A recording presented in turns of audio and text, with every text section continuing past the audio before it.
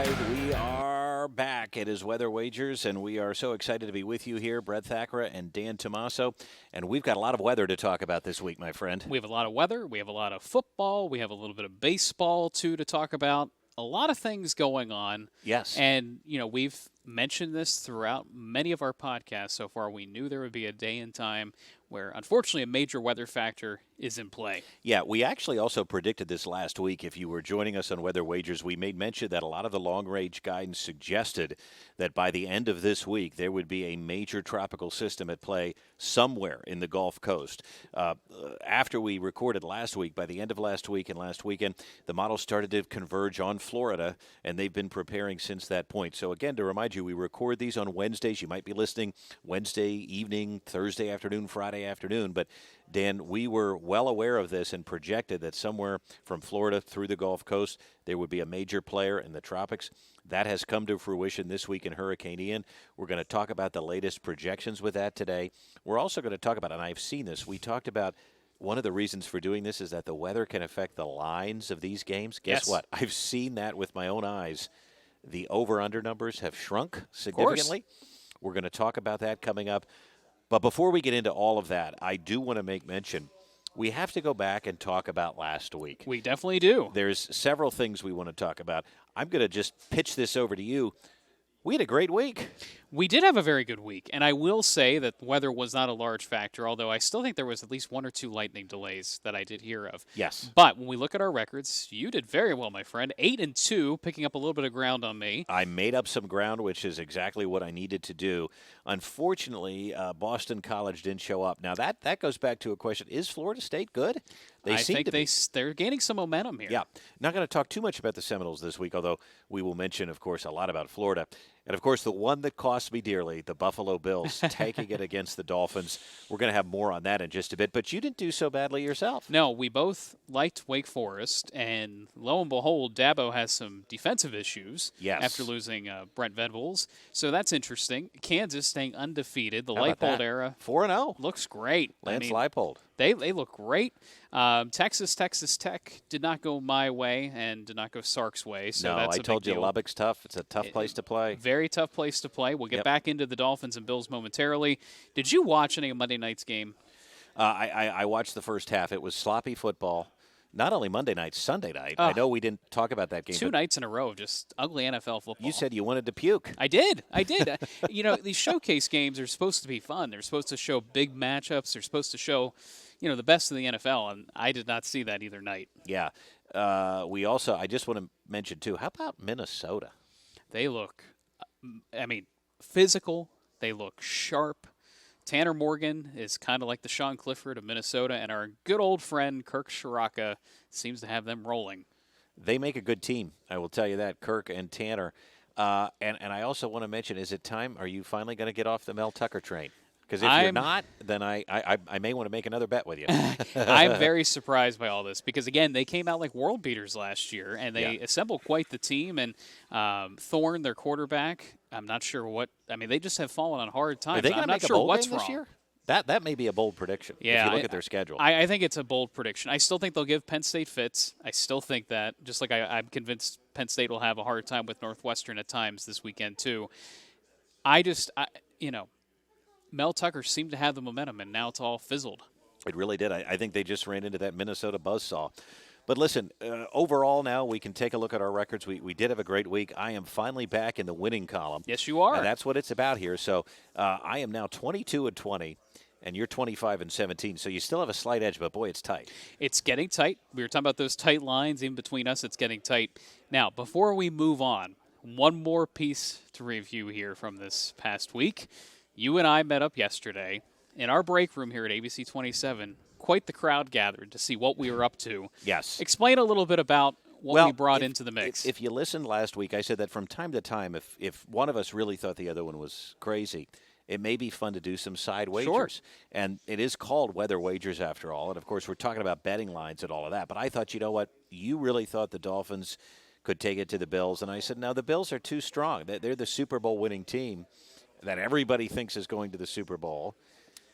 I thought you were crazy. So then so I make this bet, and I said, what's Buffalo known for? They're known for wings. Let's get some of those real hot wings. We did that. And we did that. Somebody here, one of our reporters, Kayla Schmidt, did a story at a local diner where they have award-winning hot wings. So we hooked up with them. We're gonna show you this in just a second. But then I find out after I make this bet that Buffalo lost 4 defensive starters. It looked good for me for a while, but the Dolphins were just too much. Well, and I got concerned. I don't know if you saw the video I put on my Twitter feed, but Tua Tagovailoa actually took a menacing hit before the half. Yeah, we don't know if he's back this week yet. We don't, and he stumbled. He kind of looked great. woozy getting up. So I thought, okay, second half's over. You're going to win this bet. But they put him back out there, and he had a tremendous game overall. And the Bills, something just seems a little bit off with them right now. And I think some of that could be that Brian Daboll is now the coach of the New York Giants. Ken Dorsey threw a fit. Yeah, he threw everything in front of him. Video. I can relate some days, but I will tell you, we want to show you now. I don't welch on this bet. I took it, I did it, and I paid off the bet. Shall we show them? And if you're watching, you can see me. If you're listening, you'll get the idea. Check it out. Brett, we are here. The side bet that we started on Weather Wagers, as a little bit of an aside here, Bills, Dolphins this past Sunday. And I actually thought my bet of picking the Dolphins was going downhill because Tua Tagovailoa got hurt in the first half. You were confident about the Bills, my friend. What happened on Sunday? Yeah, I would like to know what happened, but here we are. There we was are. also a window where neither one of us could have won, That's depending true. on the situation. That's true. But the Dolphins took it, so here I am. I don't squelch on a bet. That's right. And we have got some really hot wings. So We tell, do. tell everybody what the flavor is here. And I've got my milk jug ready to go, which I'm going to open up here. So what do we got? These wings are award-winning hot wings from the Center Street Grill. Yeah. This was your idea, no It less. was. So are you ready to try the Helfrenutter Marshmallow Fluff Peanut Butter Ghost Pepper Wings? Let's do it. Full bite. Oh, boy. It's starting to happen. Oh, that's brutal. You want to try a bite? There it is. It does take a little bit. It takes a little bit. Woo! I don't see how anybody could get through more than one.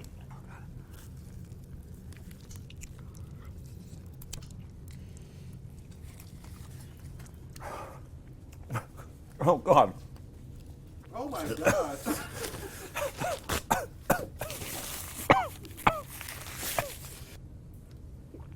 That is brutal. All right, so we survived that little side wager. You're a good sport. You're a good sport for trying it. I will tell you, I could not make it through 6. I had about 2. It was very hard. I will say I'm still sweating, and my eyes are still It's not the ghost quite right. pepper, and I'm sweating. I can't. It's a delayed effect. It's a delayed effect. I'm still feeling it. Nice job on that bet, though. Hey. We got to come up with more of these. This was fun. I know. I still feel bad for Tua going back in the second half, but hey, it worked out for me. He didn't have to try these. No, he did not have to try these. That's So for sure. we got the milk. I'm not sure that really helps. I'll be honest with you. I'm not sure it does either. Although I had another wing after I tried that, and cleansing the palate seemed to fix it. Maybe But that that's what ghost I need to pepper, do. you got to watch. Hey, congratulations. Thank you. Until another week. Until another week, my friend. Good luck to you. Man, I got to be honest with you. That was rough. How you feeling today? Good. At least for now. I have a feeling later may be a problem. But I will tell you, I was sweating. If you couldn't see the video, you could always go to the ABC 27 YouTube page and watch this. We've posted it to Twitter as well. You can find us at Brett Thack, ABC 27, at Doppler Dan. You got it. But if you're listening to this, I was sweating. My eyes were watering. Stuff was oozing out of places. You said you couldn't hear. You were hearing like in a tunnel. I was hearing ringing Yeah. in my ears. But this guy, I want to tell you, this is why we're partners here. He's a good sport. He tried one, even though he didn't have to. Would you agree, though, it was nasty? It was nasty. And, all the credit in the world, thank you to Center Street Girl for helping us out. But why do people do this to themselves? Doesn't seem like fun, does it? It does not seem like fun. But I will say they also had given us some other wings, too. The peanut butter and jelly, the garlic There were parmesan. different flavors, yeah. So that was fun. Wings are good. The whole morning was fun But- yesterday, but your reactions were priceless. And I can tell you, it just hits you. It's like this wave coming over. It is. That's what I mean. And it doesn't stop. It took a while. It took me about 25 minutes to recover. So that was a lot of fun. If we feel strongly about a game, we're going to do that again. We'll come up with something different. We'll come up with something different. But that was a lot of fun. Don't All pick right. against the Dolphins, one of the 2 undefeated teams in the NFL, them and the Eagles, which, again, Well, I'm guess pretty what? happy about. Guess what? I may be doing that again this week. There you go. So, all right, we'll get into that. Dan, let's talk about Hurricane Ian. That's how we're going to open up our news and notes section Sure. here. This is now a strong, and again, we are recording this on Wednesday, so just be aware of that. Of course, Ian, at least in some form, is going to be with the East Coast probably into Sunday or even Monday because Agreed. it is going to stall out. The latest path of this is it is hugging the Florida coastline as we record this. It's a Category 4 storm right on the edge of being a Category 5. But what I want people to understand is let's not focus on the category because that's semantics to me. We want to talk about impact here. If you're in Florida or along that western coast, this is something they haven't seen in quite a while. I don't like to use – there's a lot of media buzzwords. We don't like to throw these words around lightly in the weather community because, they tend to be overused by the media. But this is a monster storm. It is. It is large, and unfortunately, when you have a wind field this broad. So the storm itself has broadened over the last 24 hours. Very strong eye, winds around the eye over 150 miles per hour. Again, that's a very small subset of the storm, but there's enough hurricane force winds that throws a ton of water. We call this storm surge into the coast. So you have storm surge on top of 1 to 2 feet of rain. And just looking at some of the video last night coming out of Key West and the 10 feet of flooding that was happening in some parts of the Keys, this is not something that you want to be camping out for. This is not something that's just going to affect the coast. If you look at the path of this is going to crisscross right over the center of Florida. So you're talking the Orlando metro area, Walt Disney World, which is closed down. Still talking about 20 inches of rain in some of these spots. A ton of rain. It's then going to weaken, but it's going to be a tropical storm and then curve back around into the Gulf. We're going to show you that on one of our maps coming up here. But I also want to point out that winds are going to be a factor. And before we talk about some of the games in the sports world that have been affected by this, when we talk about the eye wall of this hurricane, there's two things I want you to talk to the folks about. The first is when you hear, or perhaps you've seen on social media, the term mesovortices. Mm-hmm. Talk about how important those are and how dangerous those are. So if you think about like a laundry machine at home, so you get that spin cycle happening. Well, that spin can end up kind of conjuring up inner areas of spin. So you have this broad area of spin, but then inside you're getting these smaller, more intense areas of spin, which can in some cases produce tornadoes or it can produce very high wind gusts. Yes. Again, not everywhere is going to see the 155 mile per hour winds, but it's right in that eye and the eye wall and itself. Aircraft was reporting in some of the mesovortices being detected at 190 mile an hour winds. Right. Not surprising because we know in tornadoes you can have wind speeds well over 250 miles an hour in the strongest tornadoes. This is nothing but one big rotator. Right, exactly. And that same reconnaissance plane that went through had a huge drop. I mean, they were hitting severe turbulence. I'm not a big turbulence person. I can't handle that on planes so well. They dropped 200 meters because of the up and down motion. I mean, it's very chaotic in the center of these storms. Not going to be one of those hurricane hunters, are you? No. As much as you like weather. No, another factor is this, what we call an eye wall replacement cycle. If you hear that buzz term, it's a real meteorological thing that occurs within the center of a hurricane that really helps to strengthen the storm. Yes, it may weaken initially as that's happening, but as we saw overnight, the eye wall replacement cycle had started last evening, and unfortunately there was just enough time, just enough open water that we went from a storm of about 120 mile per hour winds to now over 150 mile per hour winds. Very warm Atlantic and Gulf waters, too, helping to fuel this thing. So let's talk about now, before we get into some of the football chatter and the baseball chatter, some of the games that are being affected by this. Now, the Tampa Bay Bucks, they are scheduled to host the Chiefs on Sunday Night Football. The concern is, and I don't believe as of our recording there has been a final decision on this, but keep in mind, you might be thinking, well, how is that going to be affected by Sunday, right? It's our problem, and by then it's just a remnant low. But the problem is Tampa is going to have some massive issues. I mean, this is going to be a big storm. Who's going to be at that game is my question. Well, right. There's going to be a lot of people that have to clean up. You may not even be able to get to the game because, again, this is what we talk about. I think sometimes these things can be overplayed in terms of, damage, but not this one. I mean, this is going to do significant damage to Tampa Bay area. So what is happening here and this is according to ESPN, one of their NFL reporters, Jeff Darlington, on Twitter. He's saying that if the Bucs are unable to host the Chiefs on Sunday due to the impact of Hurricane Ian, the NFL is unlikely to use Miami.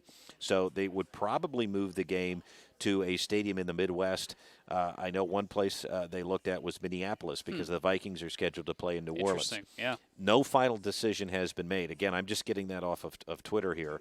And I think so that's something to keep an eye on. Tampa Bay, supposed to host a game this week, may not be able to. I would say more likely than not, if the flooding is as anticipated, there's no way. Yes. I mean, even the area around Raymond James Stadium may have flooding. And how do the players, how do the coaches get in, let alone the fans? Yeah, I think they've probably all been evacuated out of there, and now they're just kind of waiting to see where they're going to end up. But I think that game is going to be moved.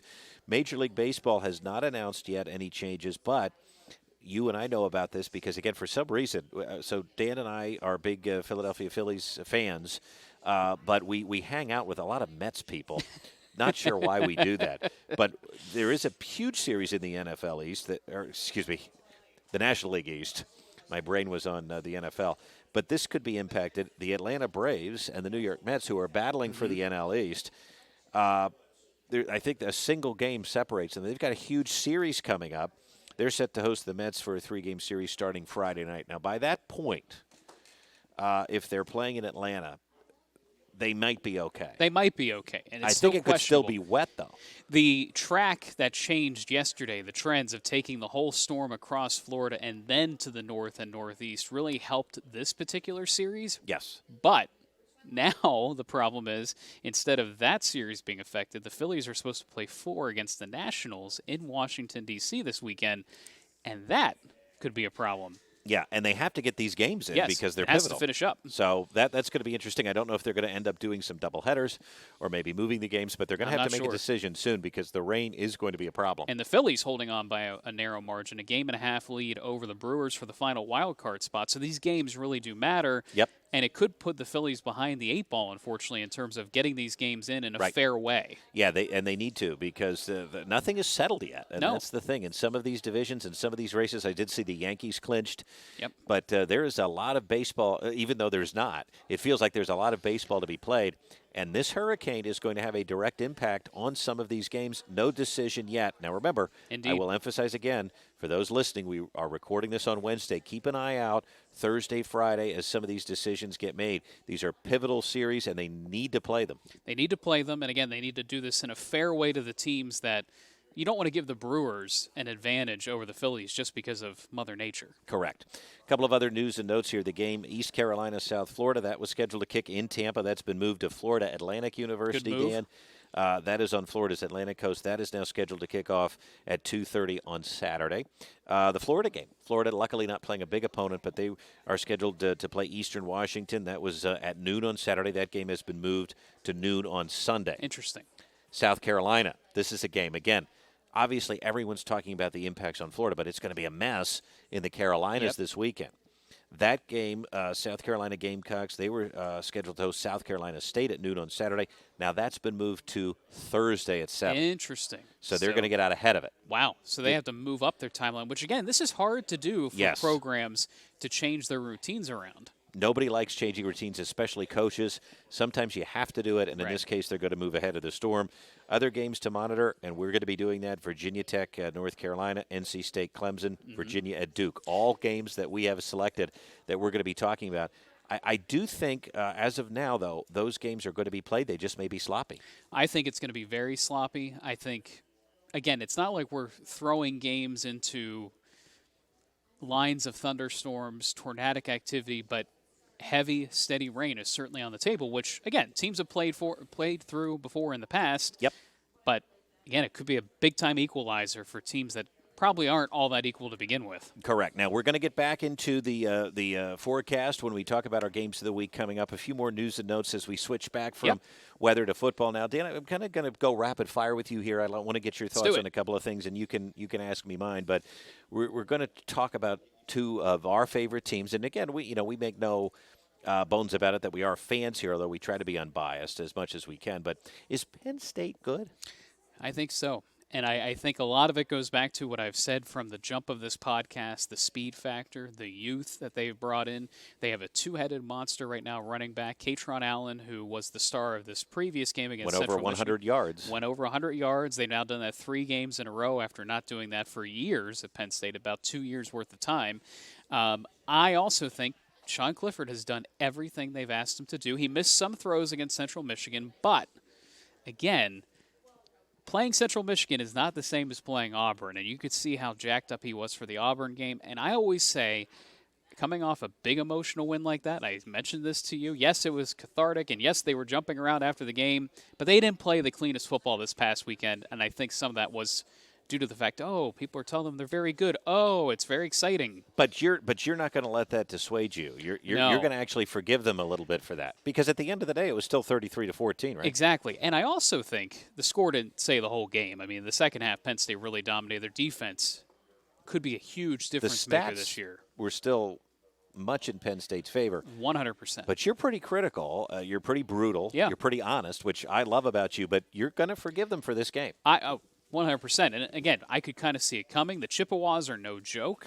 They won 9 games last year. We knew, at least most logical sports fans knew, that Central Michigan was going to be harder as a MAC opponent than Ohio. Yeah. But, listen, there's an old saying in the betting world. Good teams win. Great teams cover. Yes. And they've Now, covered. No, they didn't. Oh, they did this No, week. That's this true. week. That is now, true. They did the first 3 games. Yes. They did not. You are correct. Now, they have another 20-plus point favored opponent coming in here, meaning Penn State's, I think, about a 25-point favorite against what looks like a really bad Northwestern team. They may look that way, but they have a good coach. So, a couple more questions here. Can they cover this weekend? I don't know if they can cover, and I think part of that could be the forecast. Some of that could be if it's damp, if it's gloomy. I'm not so sure that the rain is going to make it that far north, No. but it could be some showers, and we know how Penn State does in weather games. Correct. Now, I think the ground game could help, but again, this is Big Ten play, and screwy things happen in conference play. I think this game could be close in the first half. Penn State ultimately wins and pulls away, but they have to somehow guard against looking ahead. It's so easy to think about the bye week, Michigan in the big house the following week. You got to live in the moment, that whole 1-0 mentality that drives everybody nuts. But James Franklin has it right if they can pull this together. I think the other key thing here is because Penn State started undefeated last year and it fell apart and Sean Clifford was at the helm for that, you have to think there's some extra motivation here to get this season right. I would hope so. And we're getting Northwestern on a down year. We're getting them at home. Yep. It would be nice to go into that bye week 5-0 with a stress-free game. We will see. I don't know that they can cover either. It's a big number, but it's something we will be watching that game Something at 3:30. we need to watch closely for sure. Again, maybe a couple of showers. Weather always seems to have an impact when Penn State plays in it. However, it's certainly not a game that the weather should matter. We're not going to talk much about it. All right, next question.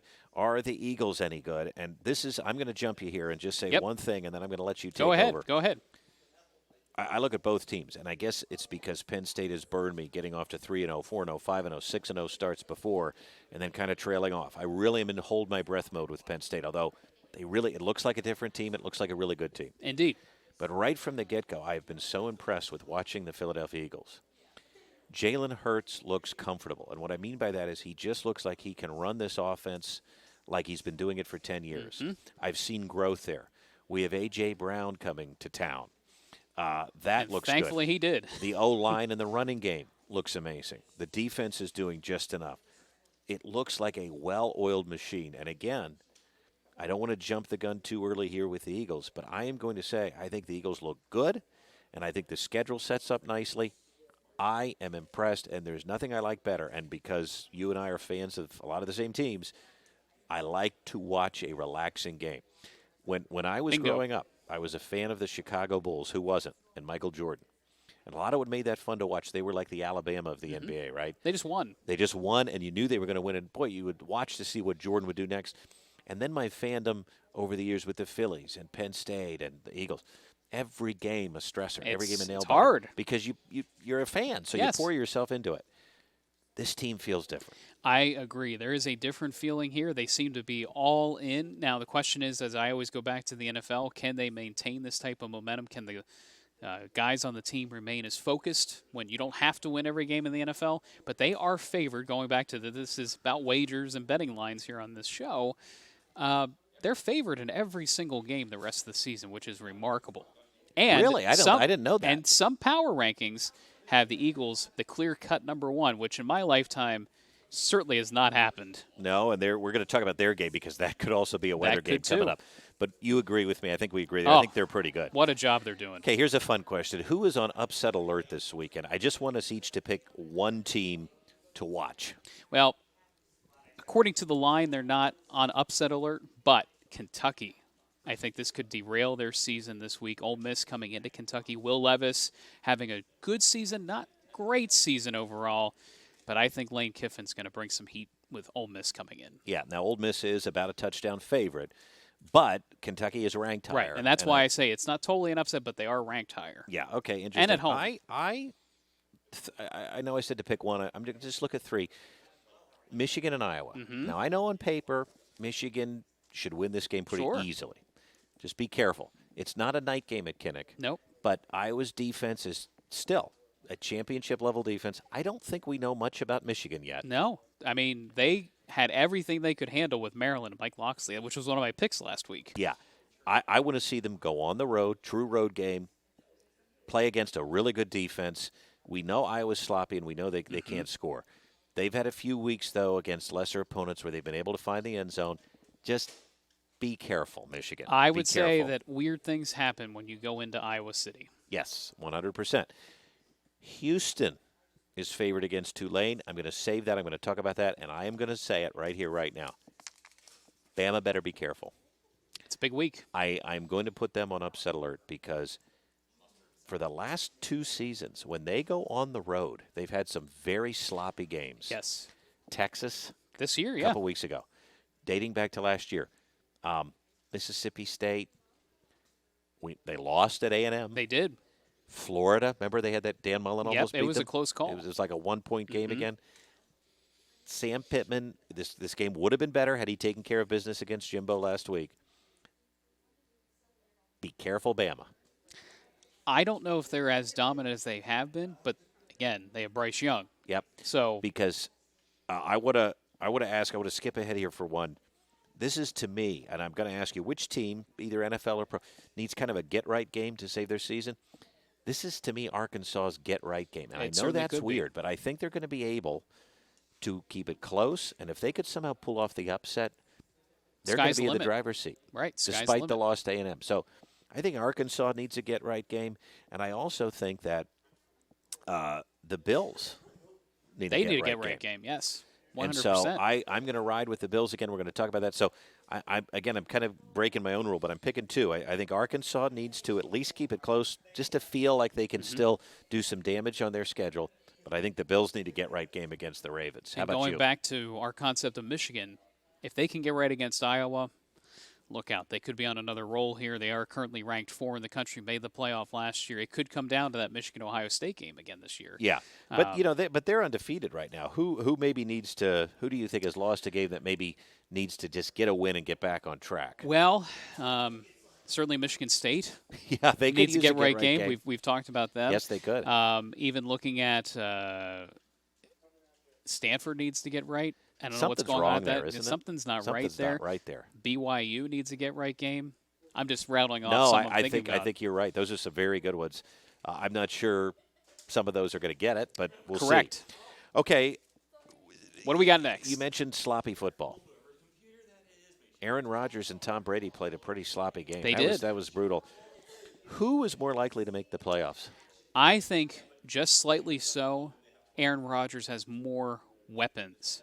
Tampa doesn't seem like they have the team surrounding Brady this year. You know, Gronk retired. I'm not sure. He seems frustrated by it, too. He seems frustrated. Todd Bowles seems a little frustrated on the sidelines, too. I don't know if that was quite the best fit for that team. I would agree. I mean, it's totally different than Bruce Arians. I think this could force some retirement thoughts for Tom Brady if they don't have a good season. Yeah, I would agree. I'm going to agree with you. I think Aaron Rodgers and the Packers right now are more likely to make the playoffs They than still Tom have Brady. Cobb. They still have a decent offensive line. Their defense is okay. They play in the NFC North, which isn't the strongest division of football. So I think overall the Packers, again, these are some of the types of teams the Eagles will have to go through, whether it's Tampa, Green Bay. Correct. Well, yeah. No doubt about it. Okay, last topic, and then we're going to get into our games of the week. We've talked about the MLB playoffs. You following the Aaron Judge saga? Do you care? I don't care as much. I will say that the last time I was at spring training, I got to see him up close in person, and the man is a behemoth. I mean, he's a very large human. A lot of this, I think, because he plays in New York, it's getting a ton of attention. Now, obviously, going for Maris's record is pretty cool, and doing it in the non-steroid era, also pretty cool. So is that the deal here? Because, I mean, I saw this record be broken. Yes, with some guys that probably didn't do it the cleanest way possible. So that's the issue, right? I think that's the issue. That's why people are really hyping this. Right. That's where the hype is coming from. Again, also playing in New York helps his cause. Right.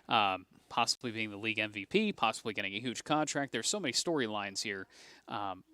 I think the delay in getting the record now has kind of squelched some of it. I mean, it's been a few days. It's been a few days, right. But there's still a week's worth left of baseball. He probably gets it. I think he can get it. But good luck to him. It is fun. It is still fun to talk about. I remember the summer of McGuire and Sosa. Oh, me too. How much fun that was to watch. This is fun in a different way, but I still think it's important. And 61 is always going to be that important number in baseball. All right, it is time, Dan. Cue it up. Games of the week. We have got 3 games on Saturday, college, 3 games on Sunday. These are all going to be impacted by Hurricane Ian. As of this recording on Wednesday, all games are on, and we anticipate that they're going to be sloppy. I totally agree with that statement. These lines have moved significantly here because, and I want to make sure that these are correct, the Virginia Tech North Carolina game, that is at 3:30. The over-under there started, I believe, at 56. It is down to 51. I think that the odds makers, and of course everybody betting on this, is going under. And that is going to cause the number to be lower. That is a direct impact of what we think is going to happen during this game, and that is the weather's going to play a factor. Weather's going to play a factor, and I think Mac Brown needs a get-right game. I don't know what happened against Notre Dame, but Virginia Tech comes in. They don't score a whole lot on offense. I actually think the over-under is way too high still, 51. Yeah, but I mean, is North Carolina going to score the majority of those points? Hold on, though. Keep in mind, though, Mac Brown, he has Gene Chizik as a defensive coordinator. Well, that's true. And if you've watched their defense, it's rough. It is rough. Gene Chizik won a national title at Auburn because of Cam Newton. I haven't seen him do anything I've really admired coaching-wise other than that season. And again, he was Carolina's defensive coordinator a while ago. It didn't work. It's not working now. If I'm Mac, I cut him loose. But yeah, I think something's going to have to change. Something's going to have to change. We will see. I mean, maybe the defense is a bigger part of this game with the weather. So that's one to watch. And then 7:30 Virginia Duke. Again, this is, of course, taking place at Wallace Wade Stadium in North Carolina. Dan, we expect Saturday to be – I mean, there could be some lightning in these games. There could be some lightning. I think mostly it is going to be heavy rain, muddy type of field situation. Not a good game to be sitting in the stands, that's for sure. In fact, I checked some of the ticket availability pretty high on some of these games, as low as $20 you can get in. Yeah. I don't think I'd be sitting in it. And then, of course, Howard's Rock, Clemson hosting NC State. This is the game of the week. It's going to be on ABC. Fowler and Herbie and the gang, game day going there. Clemson is favored in this, but look at that over under 40 points. Yeah, it's pretty low. Yeah. I'm not sure if this is the full coming out party for DJ Uyunglele, but certainly last week he was up to the task. Great. It was the defense that let the team down. Let's talk about the NFL. We've got 2 games here. Again, these are Sunday games that could be affected by the remnants of Ian. Guess what? We're talking about the Jags and the Eagles. I think there's going to be some rain at the Link on Sunday. The Eagles are favored by just about a touchdown. Some low over-unders, too, right around 50 or so. And then there's my Buffalo Bills. Let me tell you something right now. Actually, I'll save it. I want to talk about that for my pick. But, Dan, both of these games we do anticipate showers. And all of these games, too, come with pretty decent offenses. So it'll be interesting to see how they adapt to the weather because so far they haven't been slowed down very much. Yeah, let's break it down. I do want to mention, too, that wind is going to play a factor here, too. So the hurricane is going to continue to cross Florida tomorrow and then wrap back around the Carolinas as we move into Friday. Dan, talk about what happens then as this thing transitions to a remnant low. Yeah, so this is interesting. It almost reminds me more of a winter storm than anything, that the parent low-pressure center kind of goes up the spine of the Appalachians, and then a secondary low forms along the mid-Atlantic, and that's where some of that heavy rain could develop on Saturday for the Virginias, the Carolinas, and possibly as far north as central PA. It does look like as this thing pushes north, perhaps by Saturday night, some of those showers could wane across the Carolinas, which may help these games out. And then on Sunday, we could see those mid-Atlantic games. They're going to be an issue. Look at these games of the week. You got one in Durham, Chapel Hill, we've talked about it, then Clemson, South Carolina. 60s, rain. It's going to be raw, and it could be heavy rain at times. And I think it's going to be a hard game for some of these teams to get up for. It's going to be on the coaching staffs to get them all riled up. Correct. Moving on now, we can see just, again, Saturday morning game day is going to be right in the thick of this. In Clemson, they're going to have a cold, rainy start. Any games that are in the afternoon are going to have to deal with rain and perhaps some of it heavy. The rain will start to taper off likely during that Clemson-NC State game in the evening, but this does hold the showers on. Notice how slow it is. It's very slow because once it moves inland, it's just going to kind of just sit and spin. Correct. The winds are going to be a factor, especially early in the day. Any games that kick at noon or 3:30, and some of them do, they are going to have some kicking problems. Indeed. And again, if this comes down to a low-scoring game, trying to hold in this type of weather, trying to direct the kicks in this type of weather. Did you see, by the way, that unfortunate kick by Arkansas? It hit the top of the upright. Never seen What are the like odds it. of that? By the way, I want to make mention here, and we're going to have this all posted in our column. Correct. And I see a typo because I printed out from my notes. But this is actually a point I want to make. So as of yesterday, the Virginia-Duke game, which we're featuring here, the over-under was 56. Wow. Okay, but now, as of today, and we're going by today, 49. Wow. Holy cow. That dropped a lot. I don't know if I've ever seen an over-under drop that much. This is why we wanted to do this podcast, because we knew. That is exactly a direct result of the hurricane. Yep.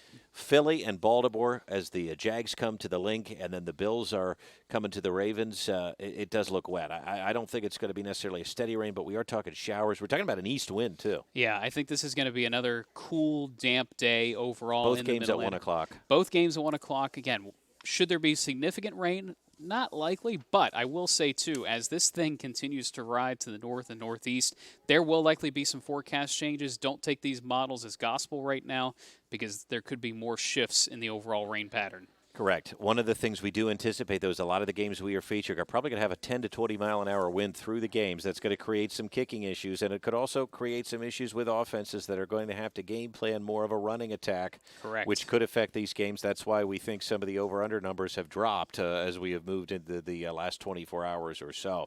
So let's talk about our picks here. We are both on Mac Brown. Now, this is one that, the over-under didn't really float my boat because, I don't trust Gene Chizik. Then you've got the weather factor. Mm-hmm. We're both going to – and I want to say this because we like Brent Pry. Mm-hmm. Don't think Virginia Tech's where they need to be.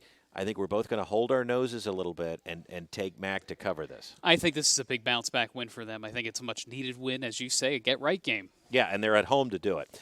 Virginia Duke, I'm gonna tell you right now, I really like the under at 56. If you could have gotten it earlier in the week, I would have totally played it. I'm still going to take it though. I think it's going to be a sloppy game. Sloppy. And you're going to take Duke. I'm going to take Duke. I don't think there's as much talent on the Virginia side. I like what Duke's doing, and they gave Kansas all they could handle too. And I think Kansas is pretty doggone good. Yeah.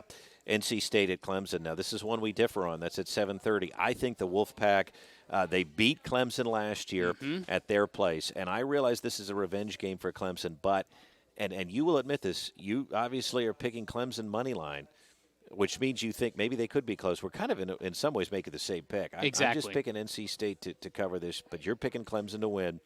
We could both win on this.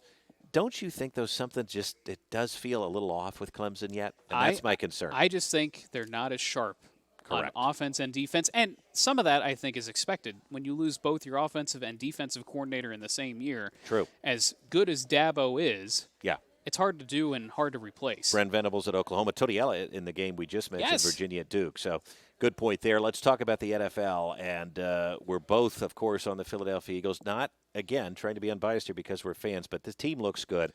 Doug Peterson returning. Here's what we should bet on. Although we probably would make the same bet.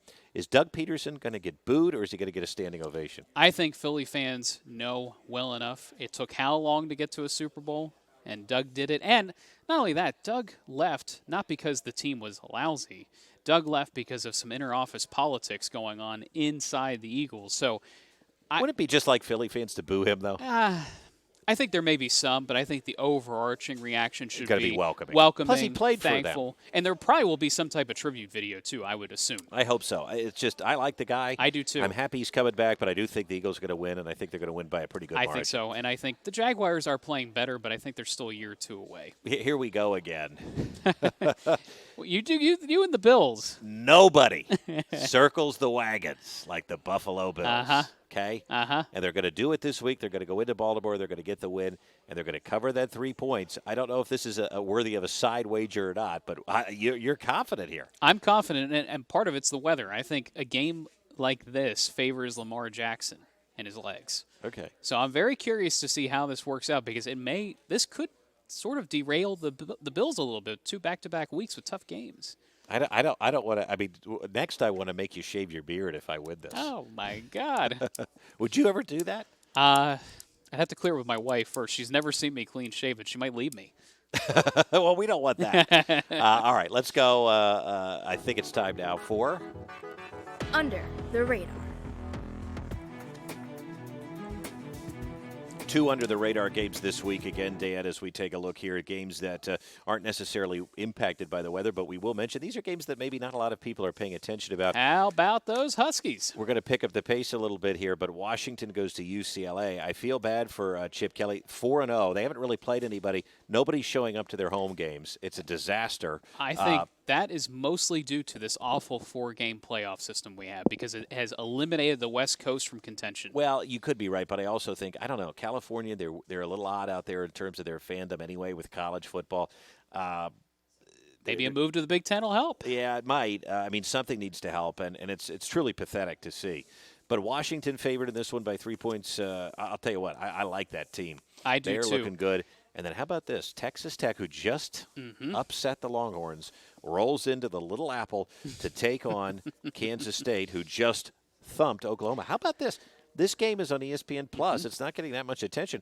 This is going to be a good game. Texas Tech keeps finding their way into big games. Joey McGuire, new How about coach, him? was a high school coach for a long time. Well respected in Texas. Coming into Lubbock, yeah, he knows that state. He can recruit that right. state. That's huge. And but guess what? Think It's paying dividends. I think Kansas State, again, we talked about this very early on, but watch out for them in the Big 12. Yeah, I think we both Especially said. now, they just had their coming out party against Oklahoma. Our Adrian Martinez, by the way, former Yes. Nebraska quarterback. So we do show the weather for these games. I think it's going to be a beautiful night. And remember, the Washington-UCLA game is Friday night. Friday night. That's going to be good. Can we get the students out to UCLA? I doubt it. But I think it's going to be a good game.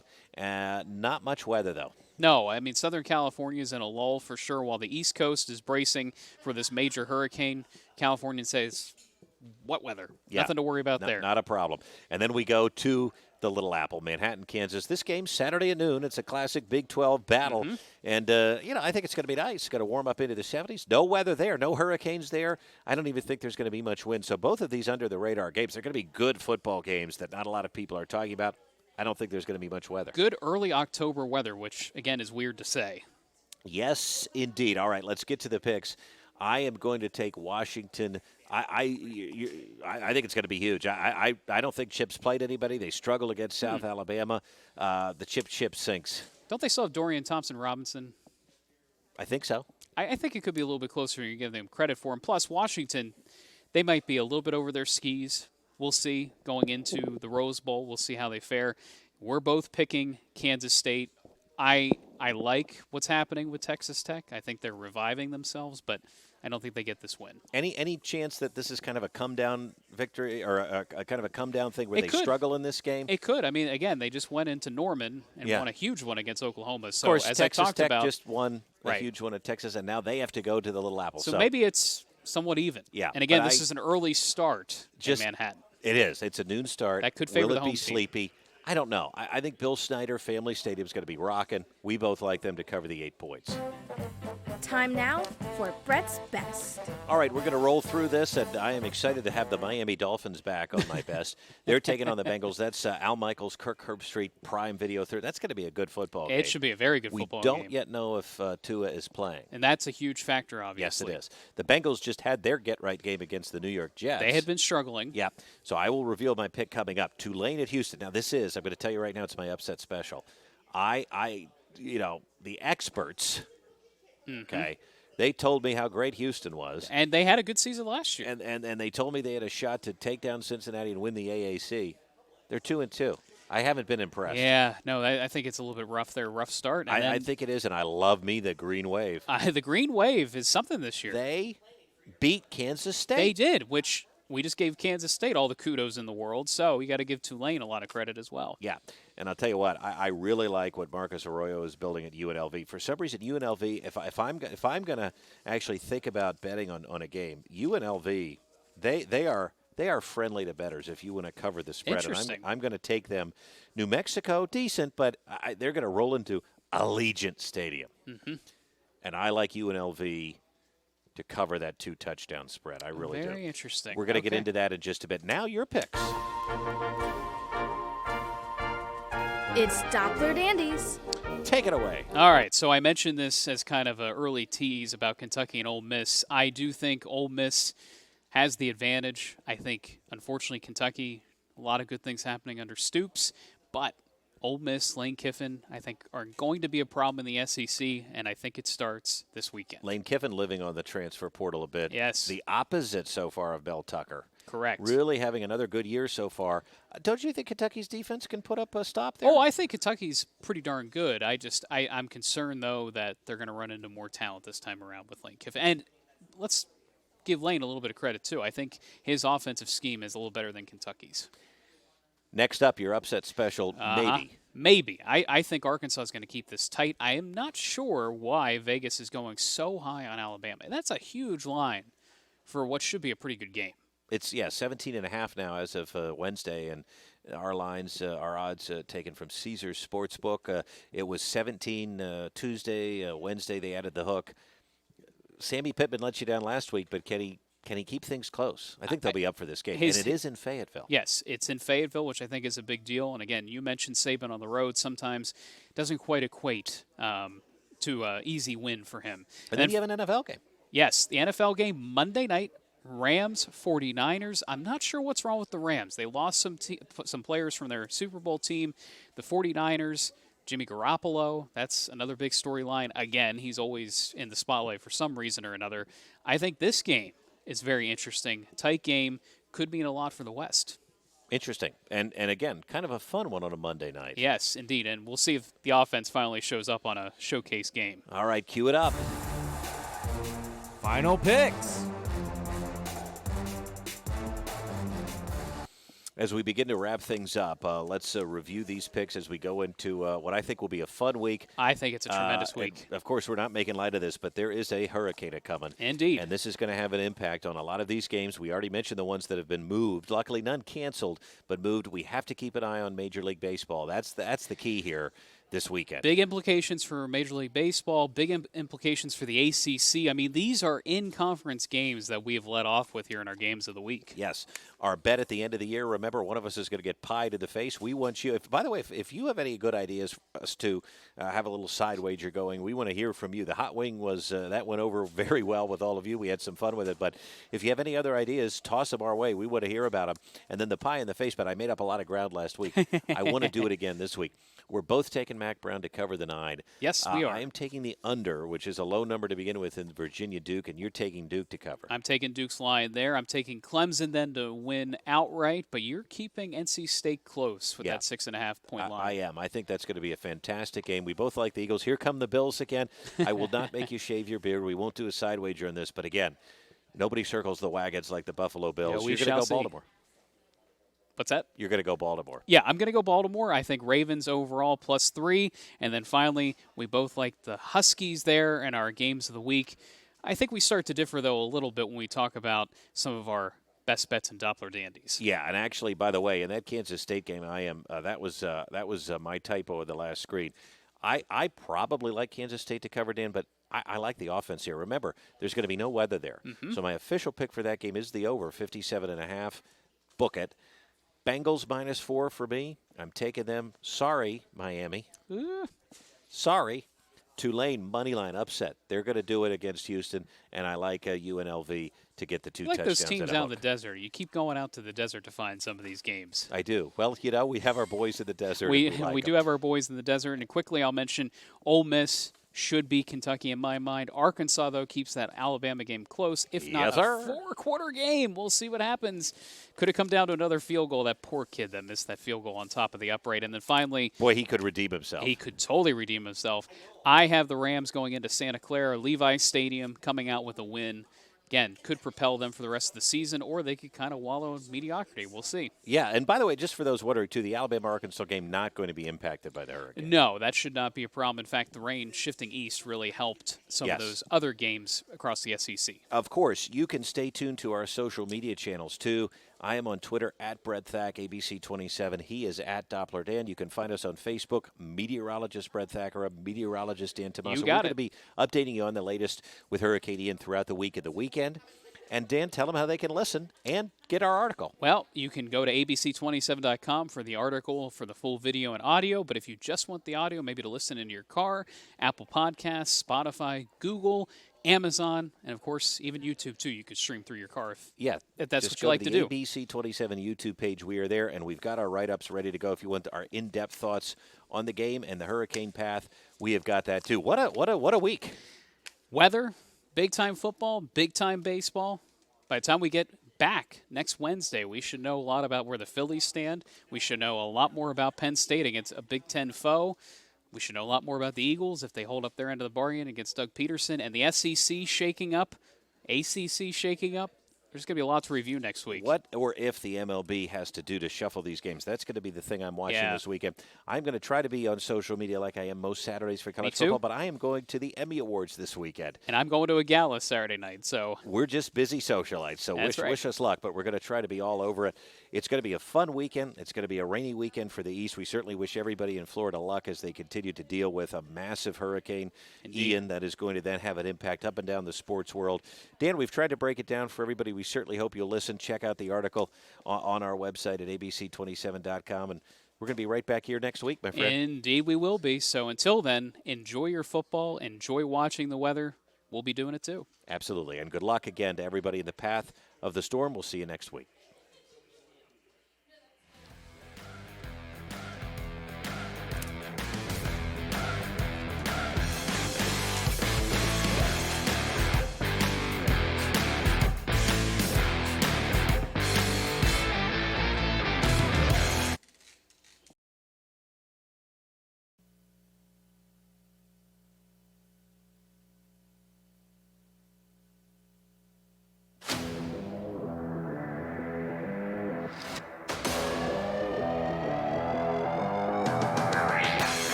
And Weather Wagers is back here for a new week, a new month. Now, I know we technically started October last weekend, but now we're recording into a new month, and that means a fresh start for some teams, maybe not so fresh for others. And we're going to pick up where we left off in just a little bit, but I want to bring in, I'm meteorologist Brett Thacker. We've got meteorologist Dan Hello. Tomaso. And Dan, we have a little help this week. We do have a little bit of help. We have an audio engineer this week. Here he is, Mr. Dave Shiner, wearing a Penn State hat proudly. Penn State and Eagles fan, so he fits blends right in Yeah, here, yeah, with us. absolutely. Natural fit. And probably not a fan of the weather this past week. So that's what we actually want to start with. As we sort of go through and review some of the things that we want to get to here with Weather Wagers. Not that we want to give ourselves a pat on the back, but I will. This is why we did the podcast. Yeah, we knew that eventually there'd be a tropical storm that would disrupt things, and boy, did it ever, because there were a lot of games, maybe some that we thought would be affected that weren't, and then other games that were more affected than what we thought. I think that we thought a lot of the ACC games were going to be affected on Saturday. remember, we record this on Wednesdays, so the forecast is just that. It's a forecast. It's several days out. But we thought maybe some of the ACC games were going to be affected. They ended up being okay, and then lo and behold, here this thing comes north. Penn State, what a wash. What a wash indeed. And not only was it a wash for Penn State, the Eagles ended up with more rain than initially predicted. And then, of course, we talked about the MLB impact. Instead of being an impact in Atlanta, we were talking potentially about the shift in track of Ian, but instead of being an issue in Atlanta, it ended up being more of a mid-Atlantic factor into New York City. And whether it was D.C., whether it was New York City, major series with consequences of seeding and who was getting in. It became a nightmare. It really ended up as a debacle, and that was all because of the weather, like we Yes. talked about. So take us back. I want to talk a little bit about baseball Sure. struggles here. The NL East, which was not really decided going back to last week, they had some outdoor games between the Phillies, the Nationals, the Mets, the Braves. But did baseball handle that well? Because it seemed like a bit of a cluster. I certainly don't think they did. And I think one of the issues was we ran out of time in the season. So, yes, you could, in theory, postpone games under normal circumstances. But because the wild card round starts this Friday into this weekend, there was only a day extra to play with. So games are still happening today on this Wednesday. There's one extra day before the wild card playoff starts. So when you limit your possibilities there, you're already in a pickle. And the Phillies had kicked a game down the road from earlier in the season, so they had to play a doubleheader no matter what leading into this past weekend with the Nationals. It makes everything tight. It and makes everything tight. Of course, that can impact what managers do in terms of rotation and rosters, and you don't want your whole season to come down No, to you do that not. and And- be impacted by a weather event. And it affects the entire roster because if you throw off your pitching staff for those made-up games, whether you're making up a doubleheader or you're trying to just get through to clinch the playoffs like the Phillies were, well, guess what? You want to keep your starters on a 5-day rotation so they're ready for the wild card round. So it became almost hopelessly complicated. If Aaron Nola didn't pitch this past weekend, we would have been in trouble for the wild card round, and even same thing with Zach Wheeler. I think they got lucky because They did. There were narrow windows of time. they got it in, but it really was. I mean, fans were upset. They didn't know what was happening. I think they avoided a nightmare, but boy, it was close. There's another weird complication to all this, and I'm trying to get to the bottom of it, but I don't fully understand it. So the business of baseball also kind of got involved. So I always say follow the money. Yeah. Well, apparently the Nationals had more say in how those doubleheaders would play out because of the ticket They wanted gate the issue, They wanted right? the tickets. Now, who's going to show up to see that team? But they still need the money. And it would be mostly Philly fans showing up because of would the be. potential to clinch. They So can drive down the 95 and go right in there. it was a but weird scenario. It really was. I say this a lot about things with baseball, but it was not a good look. No, it was not a good And look. know that's where we stand. But the positive in all of this is an 11-year drought for the Philadelphia Phillies has indeed ended. And we are going to come back to that. I don't want to rain on your parade here, but I do want to hold that thought Sure. because that is, at least for us, a big headline and how exciting. I want to go back, though, and let's review last week with our Sure. records because I mentioned, and as we kind of continue this discussion about the hurricane and the remnants, we thought that maybe these ACC games were going Sure. to be impacted. So I took the bait on that. North Carolina, we both got right. Mac Brown coming through. That was a high-scoring game. It was. I mean, that seems to be the thing now with the Tar Heels. No defense, lots of offense. Correct. I took the under for Virginia Duke. They ended up having less rain. They scored a lot of points in that game, so I got that one wrong. You had quite a streak going. You took Duke. You had the Clemson win. North Which Carolina they looked State. pretty good, too, against North Carolina did. State. And the Wolfpack let me down. We both took the Birds, but that game started out all Jacksonville. And not only that, with the rain coming down and the wind being down 14 points, seemed like it was 28. It did, but you know what, though? And I'm going to get into this. I'll save my. Remind me to hold let's that go back to comment that. because I want to go back to that later. The Bills and the Ravens. Boy, What happened between both teams? I mean, Yes. I texted you at halftime saying Yep. the Bills are cooked. Correct. And it was the Ravens. I think now this is the third week in a row the fourth quarter defense has let them down. Yeah, that's right. So, it was the kind of a push there in a way, but I'm not giving either of us credit. Washington let us down, too. Chip Yes. Kelly, the chip ship, is back. Chip is back, and Dorian Thompson-Robinson may be the best quarterback in the country right now. He is hot, looks good. Yeah. And that offense, we know Chip is a mastermind. We know that. But We were starting to wonder, though. we were starting to wonder, could he put it all together? They've Yep. had these undefeated starts before. Yes. But they're on a roll. And they could give USC a run for their money, which, Well, they have some tough games, but they could. I mean, that how could good be a does the fun Big game. Ten look right now? Getting USC and UCLA when they could be in the process of starting something special. There were a lot of people that joked about that, so that you're right, but they got to keep it going. They got to keep it going. Texas Tech, Kansas State, we both got right. I took the over on that. Big 12, and then you had Kansas State. They look pretty solid, too. They do. And then, yet again, I had a pretty good week in my best bets segment. The Bengals. This saved you. Yeah, the Bengals covered for me there. Tulane, the Green Wave. The Green Wave. That they was pulled a it off. heck of a football game. I wish I would have watched more of that one. And the Lobos let me down. And then, boy, Dano, your dandies were not so dandy. They were not so dandy. I might have to reevaluate some things there, but I will say Ole Miss did end up winning the game. They did. Lane Kiffin, man, holy cow. What are they doing down there in Ole Miss? I mean, they seem to be on the cusp. Well, there's a guy who I think has used the transfer portal Yes. to his advantage. He can recruit, and we'll see. They've got some big games coming up, too. do. Sammy Pittman let you down against Bama. That I'm very stunned by. It was Yeah. almost like we got a mirage of the Razorbacks through the first 4 weeks, Yeah. and now they're coming back to earth. I think so, but I think they'll be still competitive in a lot of those games. And then the Rams, I mean, I don't know what happened there. You Something convinced me weird. to take them on Monday night in a different pool Well- just from listening to you, and I thought, yeah, they're still the Rams, but I don't know. They haven't been great offensively. There's something interesting going on, and I can't put my finger on it, whether it is the Super Bowl hangover or are the 49ers a better team with Jimmy Garoppolo. They might be. I can't believe I'm saying that, but know. they seem to be pretty well put together. So our records as they stand right now, we don't really win or lose anything. We both went 5-5, so I'm still 3 back. But we both have winning records right now. And when you're We do. picking games against the spread and trying to, use outside factors like the weather, this is not too bad. 30-22 for you is really, really good.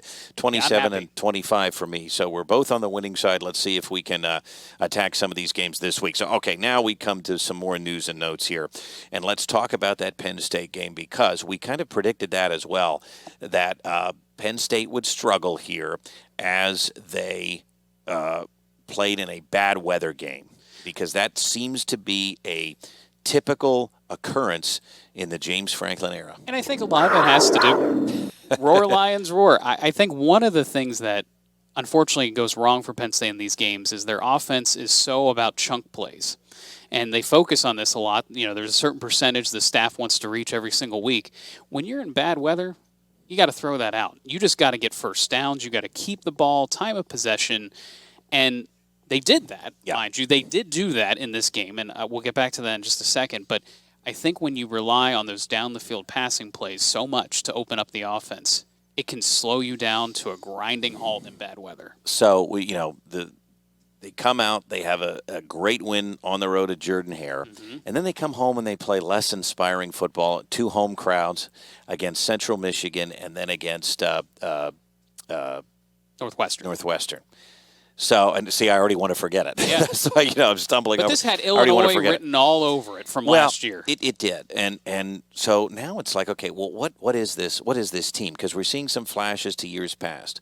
But let me be a little more optimistic here. I was going to say, because I am very optimistic. Yeah, and I'm a little negative because I thought, no, you know what? If you're a good team, you need to take what you did against Auburn, and you need to come home then and just smack around these 2 lesser opponents. Now, you can't do anything about the weather. No. But Northwestern is really bad, and I mean, I watched them too. They are bad. Well, and thankfully so, because Penn State put up just enough points, but turned the ball over 5 times. And you know how many points they gave up on those turnovers? 0. So that's right. That's huge. That's huge. That's what could be the difference going forward here. How good does that defense look? Well, first of all, I don't know if they're as talented as last year's defense because they did lose a lot. However, their scheming, their aggressiveness is different. And again, The blitz packages look great. They're changing up looks. The line is playing at a high level, the defensive line. And I'll say this much. I like Brent Pry, but we knew when games were tight at the end, there was too much of bend but don't break. And sometimes they broke. Many times, unfortunately, in the bigger games. And there's no break right now in this defense. And there's not a whole lot of bending either when the game's on the line from what I've seen so far. That goal line stand was pretty impressive. Yeah, that was impressive. So, we definitely need the offense to stop sputtering. Correct. And you can do that when you don't turn the ball over. Even if they scored 2 more times, you take away just a couple of those fumbles. It might have been 31-7. Might have felt better about it. But here's another point. Is the criticism right about Sean Clifford? Because who didn't turn over the ball in this game? No, he threw a pick. Oh, that's right. He did throw a pick, but he did throw not a pick, fumble. He did not fumble. No, he didn't fumble, and he can't do anything about the running backs fumbling. I think the criticism has always been a bit overblown. I mean, he has won some games, but I mean, here's the situation. Again, first of all, that is a game that perhaps in years past Penn State would have lost. We just had the saying that you are what your record says you are. Mm-hmm. You know, if UCLA is 5-0, guess what? Penn State is 5-0. But the criticism with Clifford is going to mount along with Franklin and everybody else because now comes the stretch. This is the big one. This is the big one. Now, you're going into Michigan in a week, right? This week's the bye. It's a tough environment. We've already proven that this team can win on the road. And we've already proven last year we gave Michigan one heck of a football game. We couldn't finish. Harbaugh is somebody that Franklin has beaten. Yes. I think the talent is very similar. I think they're very similar teams. I don't think, the AP ranking is what the AP ranking is. I don't think there's 6 slots in between these two teams. I just don't. Well, a lot of times there really isn't that between number 6 and number 20. Correct. I mean, you're right. Some team, but I just, the offense is really going to prove they can do what they did to Auburn in some of these bigger games. Right. Because you are not going to be able to compete if your offense comes out, looks good, and then stalls for 2 quarters. Correct. We've seen that too many times, and I have. worry about that.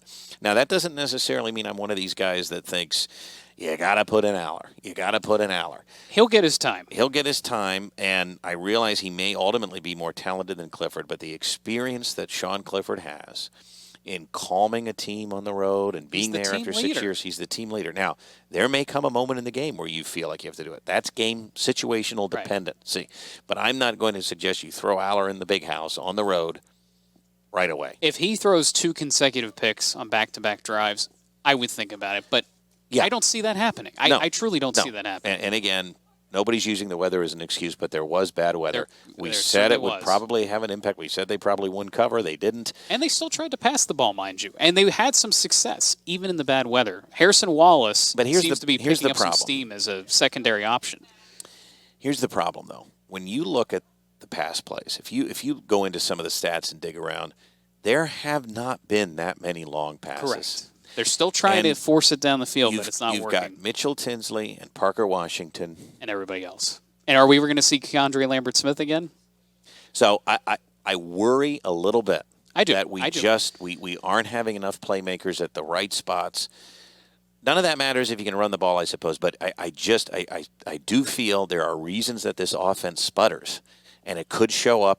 It could show up next week. Well, we shall see. And again, the RPO offense makes a difference with the way Penn State does things. It should present a big challenge to Michigan. Well, okay, we have to move on here, but quick look ahead. Do you think it's going to be a competitive game? Does Penn State have a shot to go into Ann Arbor and pull the upset? What do you think the spread of that game is going to be? I would put it at like 8, 9. Ooh, I think so. For Michigan? Yes. Home game, big house. I'm going to say 4.5. Oh, okay. I'm going to write this down. I see Mr. Shiner. He's agreeing with you. Okay, you say 8, 9. I'm going to say 4.5. And I think it also depends on what happens this weekend. Well, yeah, you know they have to play and we don't, so that's a plus right there. Okay, and they play Indiana, by the way. Now, listen, we have some bad news to talk about. We do. Wisconsin. I'm so happy that in one of our office polls I picked Illinois outright. Uh-huh. But poor Paul Crest. That has to be his feeling. Now, we don't know the behind-the-scenes stuff. And by the way, I don't want to laugh at somebody getting fired, but the point is that these programs are not waiting around. Well, and here, do you want to know the reason why? I keep going back to this. I'm going to stump on it. The stinking playoff season. If you could allow more teams into the playoff season at the end, this sort of thing would not happen. A Wisconsin guy let go with success. In his background. He did, but here's the cold harsh reality. And I do agree with this part of it. Yeah, there's several things. If you look at Wisconsin, first of all, Wisconsin is always competitive, always, and they, in their mind, they're the team in the West, and divisions are going to go away, but they're the team on that side that can get to Pasadena. Yep, they can get to Pasadena, and they have. Now, they're always going to be competitive, right? When you put a product on the field in front of your fans that loses to Washington State at home, and then they lose and just get smacked on national TV in primetime to Ohio State. Correct. And then you come back home and you're not competitive, okay? Against who of all people? Against your old coach, Brett Bielema. That's embarrassing. It certainly is. That's a problem. It's about And the way you lose, and that's exactly what you're trying to say. they are no longer competitive, and they've had problems at the QB spot for years, and now you look at this team and recruiting dropping. That's a problem, and then I go back to the early signing period is in December, And this is huge now. and I think that's even more impactful than the playoffs. I think that's a fair point, and we're going to see things change with a 12-team playoff. But I think right now the number one reason that we are seeing coaches getting fired in September and October is because these programs need the next guy in place by December. They got to save the recruiting class. They got to make sure recruits know that they're coming. And if things are not going well, if you're getting blown out week after week, you got to get rid of the guy and get the next guy in by December. You no longer have. See, it used to be February was the used day. to have more of a window. So then you could wait till after the season. Now you don't have that window anymore. Jim Leonard, former NFL guy, he gets the nod here in the interim. However, isn't the defense part of the problem here? Well, you would say that. I think they like him, and I think Wisconsin. Now, I would argue too Younger guy. if Jim Leonard was going to get this job, and many think that he might. I think he's a Wouldn't they shoo-in. just name him now to that job? I think you kind of have to just say, let's see how he does. If you're worried about recruiting, you should name him to the job. So another coach that we've been talking about all season, and if you follow college football, you know Brian Harsin is not long for this world. So, is he going to be next? And the question is when. So when are they going to do this? I think there's some school of thought, and I want to pull up the schedule here. It's a gauntlet. I think Auburn has a. I think Auburn has a bye week coming up. So there's a couple of schools of thought here. Because And does the buyout drop by that bye week is the question. So they play Georgia. They have to go to Georgia, then they have to go to Ole Miss, and then they have a bye week. So the consensus may be they'll probably wait till the bye week. I think if Georgia smacks them around, and they've had some problems, Georgia has, with Yes, they showing have. up to games. Yes, they I have. don't think they're going to be back at home. This is the South's oldest rivalry. I think they'll show up for this. If Brian Harsin gets blown out, I think they fire him Saturday night. I think so, too. I think he's a loss away from, unfortunately, Yeah. losing his job, too. Correct. So I just keep an eye down there. That'll be the next job. And then are you still thinking prime time in Auburn? Or Georgia Tech. Yeah, but I mean, who do you think Auburn's going to go to? You think they're going to call Dion? I think they'll call him. I think he'll take the call. I don't think it's a good fit, though. And that's the question. Is he more of a recruiter or is he a coach?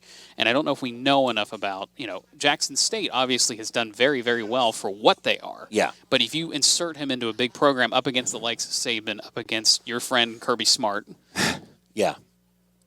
what happens? Well, I think he could recruit. I mean, he did steal the number one Yes. guy in the class next year, so we'll see. But, I mean, that would be fun. Saban might be nervous. I think Saban should be nervous. And by the way, will they ever do an Affleck commercial? Well, they might. I mean, Saban had they exchanged words in this offseason, and they're still doing those. All right, now let's get into the NFL a little bit here and talk about them Eagles.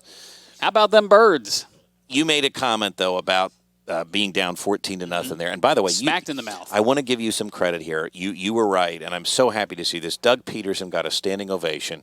Well earned. Well earned. The Philly fan, they may boo Santa Claus, but we will not boo somebody that won a Doug, Super Bowl. Santa Claus is here. Doug is here. Yeah. There's a higher elevation there. I think that he not only deserves it, but obviously, you win the city, it's only Super Bowl. He's a good guy. And he's a good coach, and none of that, he didn't leave because of any of that. There were No, differences there, and he left. There were some weird things that went on with the front office when Yeah. it came to Howie Roseman and how they wanted him to run his team. And he said, you know what? I don't need this. See ya. No, see ya. And you know what? That's great because guess who Jacksonville needs? They need a guy like that to come and clean up after failed Yes. head coach Urban Meyer left that team in a pickle, and now they get a guy who's the complete opposite type of guy. He's a legitimate human being, and he comes in there and he takes over. And listen, they looked happy. They looked happy and they look fast. There's some talent on that team now. there A is. lot of And first and second round talent. Trevor beat himself, and they were fumbling the ball all over They the were- place. It was bad weather. That weather was worse than Penn State's. They didn't give up, though. That's what I No. liked.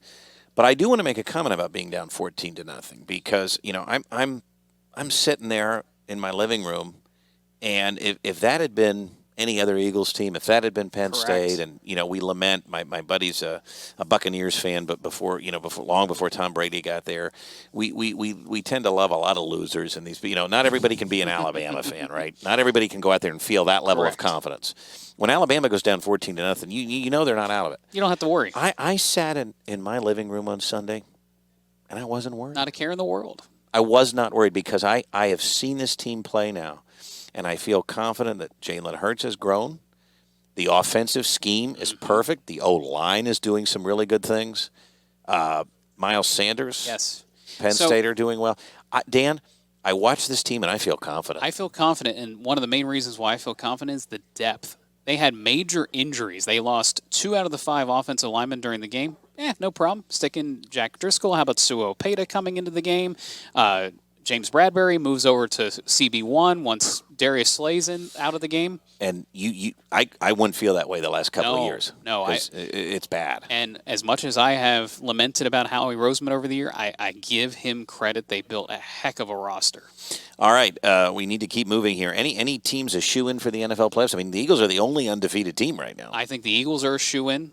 I hate to say this. My buddy behind me is going to like this, but the Cowboys seem to be a shoe-in because they're winning games they shouldn't be winning without Dak Prescott. They are, and then when he comes back, they could probably win some more. Correct. The Giants actually look good to me. We're going to talk about them. I know there's a lot of issues there. Might be a little fluky. Yeah, and then, the Packers still look off to me, too. They look off, but because of who they're playing against, Yes. I think they're almost a shoe-in. How about the 49ers? Well, again, I could Kyle see them. Shanahan? I could see them cratering, but there's a good coach. Mm-hmm. Can they make it work with Jimmy? It is possible. So I don't know if any team's a shoe-in, but certainly if the Eagles keep winning, they look pretty good. And then we go to the AFC side. I think the biggest shoe-in of all could be the Kansas City Chiefs. They look phenomenal again. phenomenal. Yep. I mean, Andy Reid's got them cooking. Wouldn't that be a wild Super Bowl? Andy Reid versus the Eagles. I could see it. I could definitely see it. It's October 5th. Not that anybody's ever made a Super Bowl prediction this early, but Eagles, Chiefs. Mark it down. Mark it down. All right, next up. I don't think it'll be Eagles Steelers. Sorry, we'll never get that Pennsylvania Super Bowl. It seems. No, it's not. It's not happening this year. You made a comment on Twitter, and I want to just point it out. This doesn't have to be a long discussion, but you said, "All right, now Clemson looks legit. It's Here comes October. Alabama. We've got Alabama, Georgia, Ohio State, and Clemson again. Is there hope for anybody else in the college football playoff? Going back to your argument, we're excited. This is happening. The 12 team is happening. We just don't know when yet. But do you think this is a foregone conclusion this year? It's those 4 teams. I do. And the only thing that could slow this down is the quarterback injury to Bryce Young. That's the only thing I could see changing this. But I think Georgia's had their scare. Alabama's had their scare. Clemson has had their scare. These coaches are smart enough to get these guys up and ready to go again. I think it's over. Well, I really do. Yeah, I mean, it's going to be very tough. As excited as I am about Penn State, they can't compete with these 4 teams day in and day out. It's unfortunate. They're just not there yet. Yeah, I think so too. And ultimately, it is going to come down to these elite teams. Georgia has looked mortal. Yes, Georgia has looked mortal. Obviously, Clemson has too.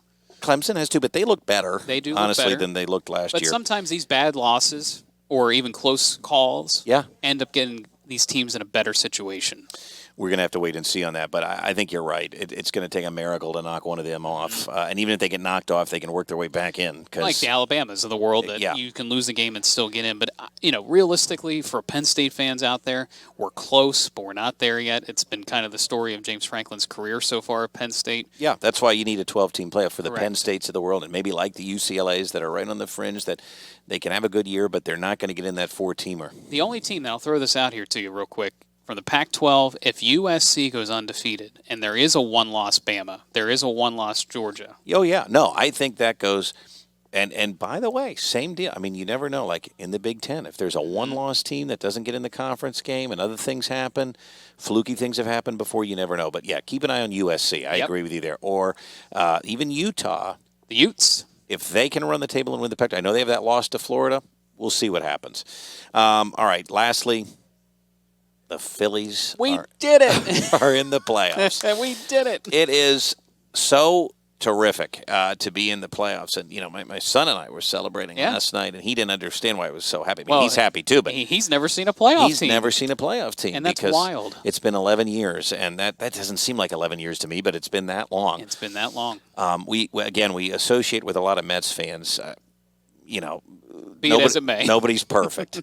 But I will say that I'm happy for them as well. I think it would be, I said to one of my buddies last night, can you imagine on the 29th of October if it's Penn State, Ohio State, leading into the Phillies, Mets, NLDS, depending on how things get seeded. Could you imagine that? It would be fantastic television. I'd be torn.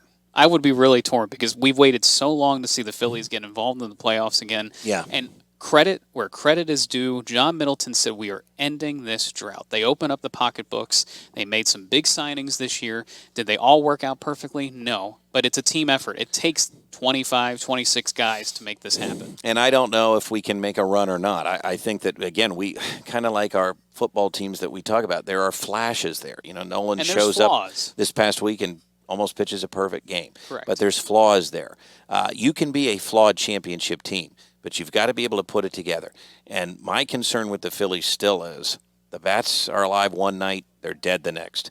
The pitching looks great one night, it's dead the next. Can we put it together enough? Because these are some really good teams. The Cardinals, the Braves, the Mets, the Dodgers. I mean, these are some really, really established franchises. I think now, though, they're playing with house money. They made the playoffs. That is a huge monkey off their back. It's like it's cathartic. And I certainly hope the demeanor of Rob Thompson, he deserves to be the full-time manager. He's been calm. He's been collected. He didn't panic throughout this stretch. Maybe internally he did, but he didn't let it show. And that could help in the playoffs. I want him to stick around. I think Philly should want him to stick around. I agree. Gets them to the postseason after Girardi was fired.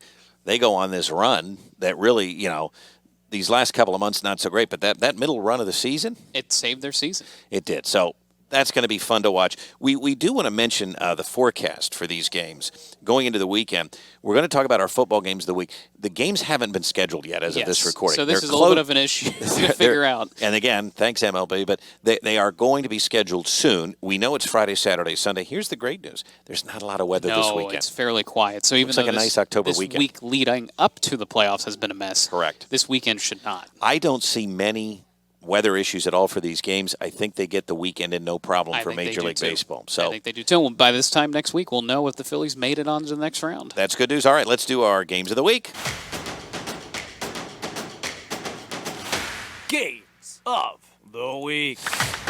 As usual, we do try to find some weather games. Very tough to do. The weather looks amazing this weekend, which is good stuff. A lot of dry air building now as the remnants of Ian finally kick out of the region. Yep. So here are the three that we picked. There is one that could have some weather, and that is the one in Miami. We'll get to that in a bit. Tennessee and LSU, two SEC teams that don't play each other often. No. And don't forget our odds are taken from Caesar Sportsbook. We record this on Wednesday, so these may change by the end of the week. But right now, Tennessee, a 3-point favorite on the road. I can understand why LSU has some issues, but what a fun game. What a fun game in Death Valley. Yeah. So this is not going to be easy for the Vols, and what I fear is that they're looking ahead to Alabama. Yeah, could be right.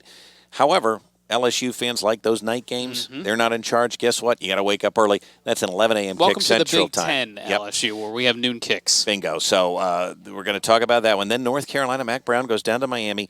Miami is favored in this game, and I got to thinking, how on earth is that possible? Miami stinks. They lose to Middle Tennessee State. They lose to a less than stellar Aggie team. Now, I thought, okay, well, they are at home. They've got Mario Cristobal. And listen, I love Mario Cristobal, but he doesn't have the horses yet. He doesn't have it yet. And then I thought, hold on a second. Gene Chizik is Mac Brown's defensive coordinator. You keep going back to this. Well, that's why they're favored. And I don't know who's going to win the game, but I understand the line, and I will tell you, this is a sneaky one. I think the public is going to be on the dog here, and Vegas knows something, so just keep an eye on that. Could be an interesting game. Could be some dog. Could be, yeah, we're going to talk about that. Could be some rain in that game. We'll show you that. And then here's a fun Big Ten one now. Very fun. Iowa, Illinois, defensive battle. Brett Bielema again. If he pulls this off, if Bielema pulls this off, could Ferentz be any type of trouble? No. You don't think so? No, as long as he goes 8-4, he'll be fine. which is kind of the typical. Yeah, so but I do think that's a fun one. So now we go to 2 NFL games. We've got one in London, the Giants and the Packers. And by the way, kudos to the NFL here. It's not the usual slop they export to the Englanders. This is actually a good, fun matchup. It should be. It should be. I do think, though, it's a little lopsided. Packers by 8 in this one, favored by 8, and then the Eagles travel to Arizona. The Eagles don't usually play well when they have to go to Arizona. I think it's since 2001 they haven't won in the desert. And remember, there was a time when the Cardinals were in our division, which is bizarre. I do remember. That was a long time ago, but it was.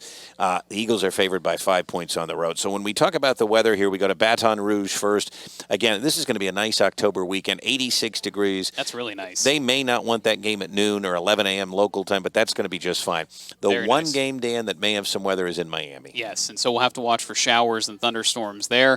And then finally, this is the air moving into the mid-Atlantic for the weekend. Cool, dry, sunny weather in Champaign, Illinois. Keep in mind, though, temperatures at night in the 30s. So it may be a little chilly there for the tailgaters. Yes, correct. You're right about that. And so when we look at, again, the setup here, I think Baton Rouge looks dry, but Miami, could there be some showers during the Mac Brown-Mario Cristobal matchup? I think there could be. Stalled front of some type. Maybe a sea breeze going on there to add to convection that may cause some lightning. So keep an eye on that. And then, of course, the winds. I don't think the winds will be much of a factor for the early game in Louisiana, but Miami's going to have a bit of a breeze. Onshore flow, you mentioned that sea breeze, 10, 15 miles per hour. Yep. And Miami has quarterback issues, so if weather is a factor, I can't imagine it's going to help them very much. No, but I think they are playing Tyler Van Dyke, yes, right? Mr. Van Dyke so is he's coming back, even though he's had some turnover issues. And then pop the champagne. Things look great in Illinois as Iowa comes to town, and Brett Bielema he may try to retake the West. I think they could. I mean, the West is too. wide open right now. Northwest breeze, maybe 10 miles per hour at best. Again, a lot of the weather from the Great Lakes region, the Midwest, Northeast, all pretty similar here this weekend. And then we go to London, some cloudy skies, as this is an outdoor stadium. It's the Tottenham Hotspurs. They're going to be playing. I can't get used to that. Me neither, but 63 degrees, kind of a cloudy day as the Giants and the Packers kick things off. That's early local time, 9:30, or our time, I should say, 9:30 in the morning. Local time, I think it's about 2 o'clock. Glendale, Arizona. Of course, they play in a dome. We don't have to worry about the weather, but it's nice. Any Eagles fans that are traveling there, it's going to be sunny and dry. And they do travel well. Let's go back over across the pond, though, to London and show you that some showers coming in from the Atlantic and just bringing in a lot of clouds. I don't think it'll rain during the game per se, but just something to keep in mind that weather could be a factor, that damp air, that damp UK type of weather. Like we've had. Right. It'll certainly be in play. And winds. The winds coming in from the south and the southwest, 10, 15 miles per hour. That stadium's pretty closed off, though. Yeah. I don't know how the wind really affects the kicking game there, to be honest with you. Yeah, well, and it's a soccer stadium. It may not. But one of these times we are going to mention the wind, and somebody's going to come down and miss a field goal late, and we're going to say we called it. Look at that Jake Pinniger kick. It moved because of the wind in that game on the extra point. Just glad he made it. So let's get to our picks for these games of the week here, and we differ on a lot of these. So Dan, I'm going to pick Tennessee. This could be a separator. I like what Josh Heupel has coming in, and I think they're going to go into Baton Rouge, and I just don't think LSU is quite there yet. I think they are getting there, and I like what Brian Kelly's doing. He seems to be putting more discipline in place. I think they could be a sleeper in the SEC, even though it's LSU. Are they ever a sleeper? But I think the big thing for Tennessee is they're in uncharted waters for this program, and they have Alabama to look forward to. I think they drop this one. Interesting. That is going to be a fun game. And Brian Kelly reminded Paul Feinbaum this week on his program. I know Hendon Hooker. I remember him from Virginia Tech. So you may be onto something there. North Carolina, Miami, we differ on this one. I just think North Carolina's defense is putrid, and I think that Vegas knows something here. Yeah, it is a little weird, but I'm going against Vegas. I'm picking Mac Brown. A lot of dogs howling for you. A lot of dogs howling. Now, this next one, you and I both agree because it's Iowa. Let's face it. It's Iowa, and I like what Bielema's got going. He gets to go back home, so I think they can cover the 3.5. And, the under is 35.5, as we showed you earlier. We're both going to take the under here. I think it might be something like 24-10. I think it's going to be. And it's going to be close. Your typical Joe Paterno era Big Ten football. There you go. Giants, Packers in London. Again, we differ on this.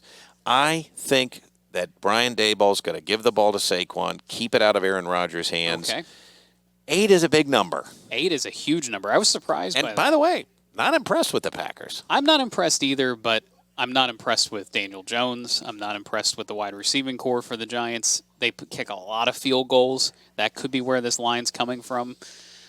I'm taking the Packers -8. Okay, and then we're both we're not going to be homers here, but we do both like this team, the Eagles, covering in the desert. Because again, look at the intangibles here. Could we be wrong? We could be. We could be. But I'm willing to pick against the Eagles. I did the week on Monday Night Football. Remember that. I'm just saying I don't mind picking against them. And they're not going to go 17-0. They're going to get tripped up at some point. But this week I do like 5 is not that big of a number. They're playing well. They may set the record for second quarter scoring, which is just wild stuff. But Brett, these are our must-see games of the week. How about we take a look under some things? How about we go Under the radar. And as you know, this game is usually one that not everybody's talking about, but one that we kind of want to keep an eye on. How about Purdue at Maryland? Sneaky good game. Maryland better than average this year. They kept up with Michigan. Meanwhile, Purdue knocks off Minnesota last week in a game not many people saw coming. And I watched a lot of that. Did you? Purdue looked good. Aiden O'Connell, true to form. I mean, he's a pro. Yeah, he is a total pro. He was injured. He came back. Yes. Played very well. Now, Ibrahim was out for Minnesota. But I will say, again, we knew Purdue was good-ish, and so Penn State got that win on the road. But now this team they have to travel to Maryland. Mm-hmm. I don't really know what's going to happen here. I don't either. I will say this much, though. Maryland still has more playmakers than Purdue. Yeah. I do believe that. So I think this will be close. I also think Purdue plays up in these games a little bit better than, say, the home team. Temperatures should not be a factor. Weather should not be a factor for this game. I think really northwest winds, a lot of sunshine, so don't have to worry about that. Classic fall October day in College Park, which is nice. So our under-the-radar pick, that is a noon Big Ten game. I don't have a good feeling on who's going to win. There was a time where you couldn't spell Mike Loxley without 11 L's, but that time is gone. So now he is back at Maryland. I think he's got the goods, but I like Purdue, and I think, like you said, with Aiden O'Connell, you can get in there. I do think it could be a high-scoring game. You got Tua's little brother throwing. You got Aiden O'Connell. So I'm not going to make a pick other than the over. Give me the over here. And I'm going to pick Purdue, and I just said why. They've proven already they can go on the road, win a game like this. They just did it. Yes. And so I think Purdue could take hold of the West here because, again, those 2 losses that they've already incurred are not West losses. That's a big deal. It's a fun division to keep an eye on. It certainly is. But we're also keeping an eye on some of your picks. All right, it is time for... Time now for Brett's Best. Okay, here we go. Now, I've had success in this segment the last few weeks. You picked up some ground. It's been keeping me afloat. So we're going to run through these pretty quickly. How about Shane Beamer going to Mark Stoops? Kentucky is favored by 10.5 at home. That's a 7:30 kick. A fun one. I think Kentucky has an edge here. And then, Dan, of course, this was supposed to be a headline game this weekend. It was. You had Texas A&M on the recruiting trail, all of their fans boasting about how great they were. They beat Alabama last year in a pretty big upset. Then you had that war of words back in May between Nick Saban saying that Texas A&M bought all their players and Jimbo saying Nick Saban's a narcissist and go dig up his past and who knows what you're going to find. And then, so this was supposed to be a good game. Well, guess what? Jimbo. What happened? You lost to App State. You choke one away to Mike Leach, and it's going in the wrong direction. It's going very much in the wrong direction. However, Jimbo just pulled this off last year.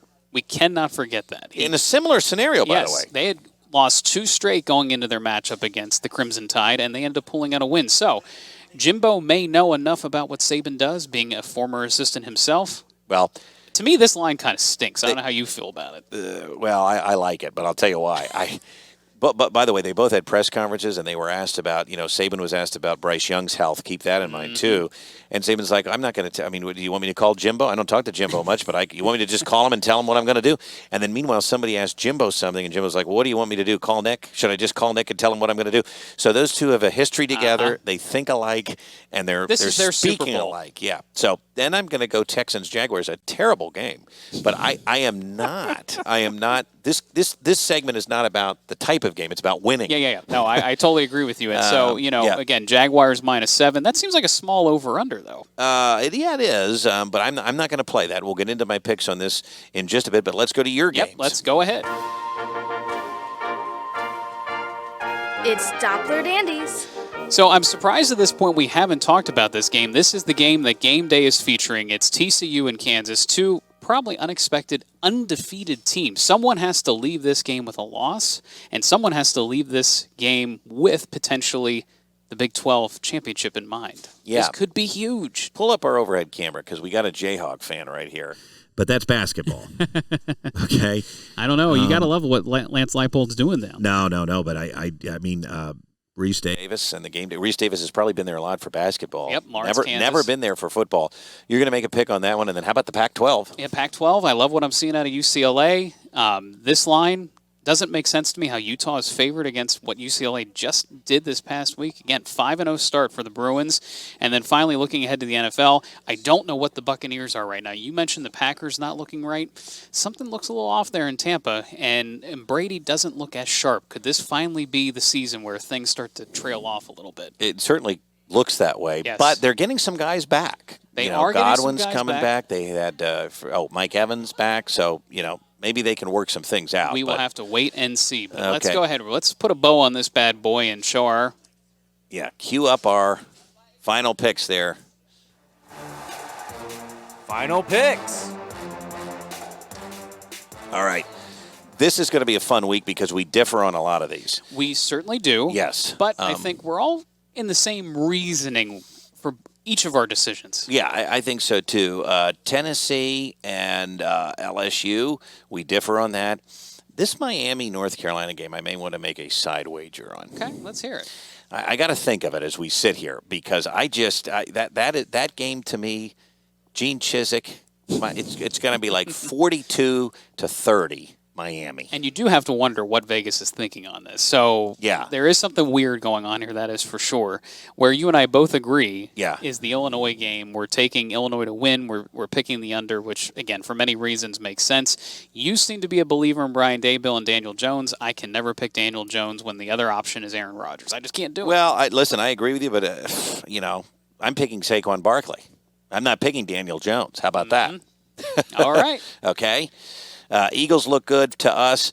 I'm going to take the over in the under-the-radar matchup, Purdue and Maryland. You're going to stick with Purdue. Yep. And then here come my best. This week, Kentucky. I think Mark Stoops goes back home, Will Levis has to pick things up. shakes off the lost Ole Miss. And, again, if there's ever a team to welcome in, it's the Gamecocks. They're going to probably blow them out of the water. 10.5 is fine. And listen, I know that number is big for Nick. It's big. I don't care. They're at home. Nick Saban heard everything Jimbo Fisher said about him. Say your prayers for Jimbo because there's no hope he survives this. I wish and I I knew- don't mean he won't be fired. I'm just saying it's going to get brutal. I really wonder, though, the Bryce Young factor. We don't know much about the backup quarterback. Well, I mean, it's a doesn't matter. 5-star. Yep. I'm sure No, fabulous, better than Yep, anything I've ever yep. seen before at Alabama. And you're right. Maybe I'm not being smart here. Saban's out for blood, and he'll get it. Jaguars. Then Peterson goes back home with Trevor Lawrence. The Texans are terrible. I write in the column again. I'm sorry. It's Lovie Smith. yeah, I like Lovie, but his head coaching record is abysmal. and the franchise is kind of a joke at this point. The Yep. Texans just can't get So out of their and own way. the Jaguars look like they're having fun. So And give me- Trevor give looks me that better. number. Trevor looks Yep. more like himself, unlike last year. Real quick, I'll say I'm taking Kansas. I like what they're doing, the Fighting Lance Leipolds. Yep. I take UCLA with the Fighting Chip Kellys. There you go. In the Okay. in the money line, and then finally I take the Falcons to at least cover. I think the Falcons should keep this closer than people think because I don't see Tampa running away with this. I just don't see enough weaponry on the offensive side for them to run away with the game. Yeah, so the Falcons are going to keep that close there. And that's a divisional game, so they kind of need that. Yes, and they're 2-2. I think so are the Buccaneers. So I think this game has the potential of being pretty darn good. And just to go back to the UCLA pick, remember, Utah's favored by 4.5. You're not picking them to cover that. You're saying they're going to win this game. They're going to win outright. Now, Yeah. let's go back to our side wager. I have an idea. Yeah. The loser. You of pull this- us up on camera there, Mr. Dano. The loser of this Miami North Carolina pick Yeah. has to wear a Mets hat for the next podcast Ooh. During the playoffs, during the playoffs. the entire podcast. And I know where we can get a Mets hat. That's too small. we have a short little troll guy that he roots for the Mets here, so we will get a regular sized cap, and we will wear that during the course of this podcast. That's dirty. It's dirty to wear that when the Phillies are in the playoffs. I know, but you wanted a side bet, and I'm not going back now, to by hot the way, wings. by next week, the Phillies or the Mets may be eliminated. That's true. So then, So, who knows? doesn't matter. I like that. It doesn't really have anything to do with the Miami North Carolina game. It doesn't. I like that we incorporate these playoffs. You're on. We shake Let's on do that it. right here on Yep. on Can the we see camera. it? Mets hat sitting here. You've never worn a Mets hat, have you? I have never worn a Mets hat. In fact, that's one stadium I haven't been to yet. Normally, when I go to a baseball stadium, I get a hat. Yeah. I don't have one from them. I've been to Yankee Stadium, haven't been to Citi Field. I like it, and remember, we still have our friendly wager pie in the face Yes. bet for our overall record, which remains tight. I'm 3 back, but that's fun. Okay, Miami, North Carolina, it's on you. It's on. The loser of that bet has to wear a Mets hat the entire podcast next week. That's a good one. I like that. So I came up with a wing bet. You came up with that. We're just doing this on the fly, and that's fun stuff. It's fun stuff, and again, it's fun. It's weird in a way that we have to worry about Penn State, we have to worry about the Eagles, and now we have to worry about the Phillies. It's a good It's a time good October. in Pennsylvania sports. It is. All right. Our thanks to Mr. David Shiner. He is the audio engineer here today. And we also want to say thank you to Dan. Let's remind folks how they can get us again. I was just going to say, I'm pulling up the board now. You can find us on all of your podcast platforms, Apple, Spotify, Google, Amazon, and YouTube. Like, subscribe. We love hearing from you. The YouTube is ABC 27 News, so Yep. look us up there. Look us up there. You can search Weather Wagers, and of course, next week you'll want to check that out because one of us will be wearing that. One New of York us will Mets be wearing hat. a Mets hat, and again, it'll be a first for me if that happens. No doubt. All right, Dan. Thanks. That is Weather Wagers for this week. Enjoy your football weekend, everybody. We will see you right back here next week.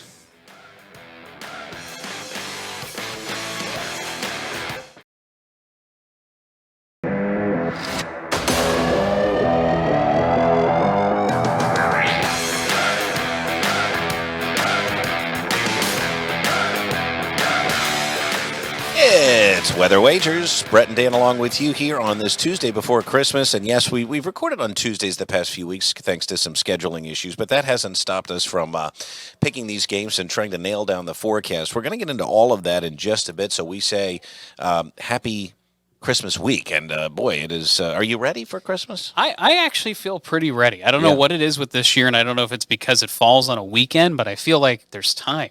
Yeah. I'm almost a little itchy because, I'm like, do I have It's everything time, wrapped? yeah. Do I have gifts ready? Do you have everything wrapped? I don't. I don't have all of my gifts to my wife wrapped, but she wrapped everything else this weekend. So Good for her. So you're done. I'm not sure what we're exactly fill our wrapping time with that we normally have leading up to it, but it won't be done last minute, so I guess that's nice. Let me ask you a question.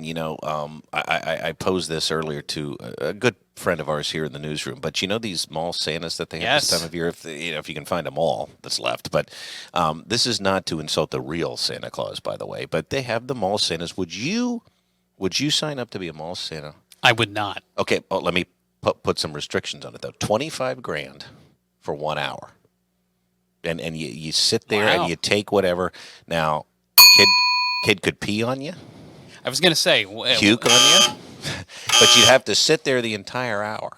$25,000. Yeah. Yeah, for an hour. Now, No matter what happens in that it would hour. be my suit. That would be my other stipulation. It would be my suit because you don't know where the Santa suit has come from. you would who's been in buy. it before. You could buy a fresh suit. I think that's fair. Yeah. I think I could Okay. do that. Okay. Because that. But I mean, if something happens, Is that the you're going rate? Do you know something I don't know? No, it's not the going rate. I'm just somebody like you or me or the friend that I posed this to. I didn't think that we would do it, but I would do it for $25,000 for an hour, no matter what happens to me. Now, would you do it for $25 an hour?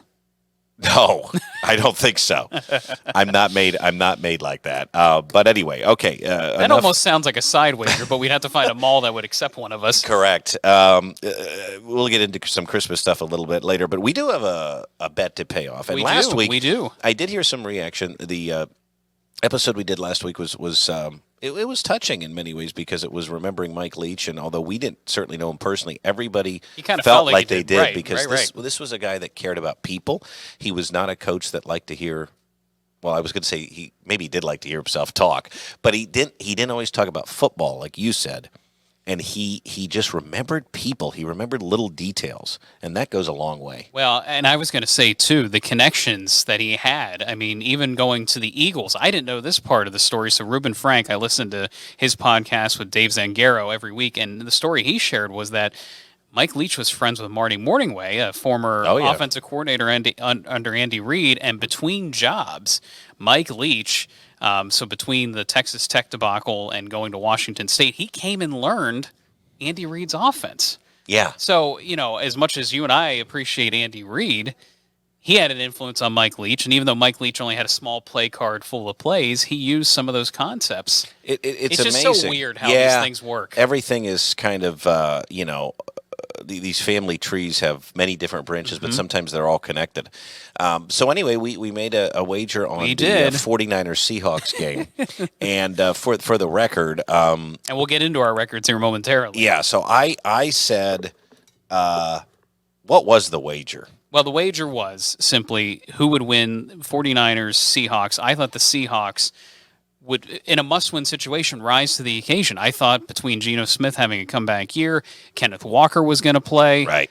I really thought the 49ers were going to go up to Seattle and lose, and it was anything but. I feel like the Seahawks didn't show up. So, as a result... Yeah, they covered, and San Francisco covered us 21-13. I wanted to find the final score, and that is, again, Brock Purdy. Right, the Brock Purdy show, leading the Shanahan offense. I said a while ago I'm kind of done with Pete. And that just kind of proved it. So, in honor of Mike Leach, the pirate, we said that you had the loser, the bet had to dress like a pirate. So, you're going to get your stuff on here. Yep, so we're going to put on the... This was authentic pirate gear.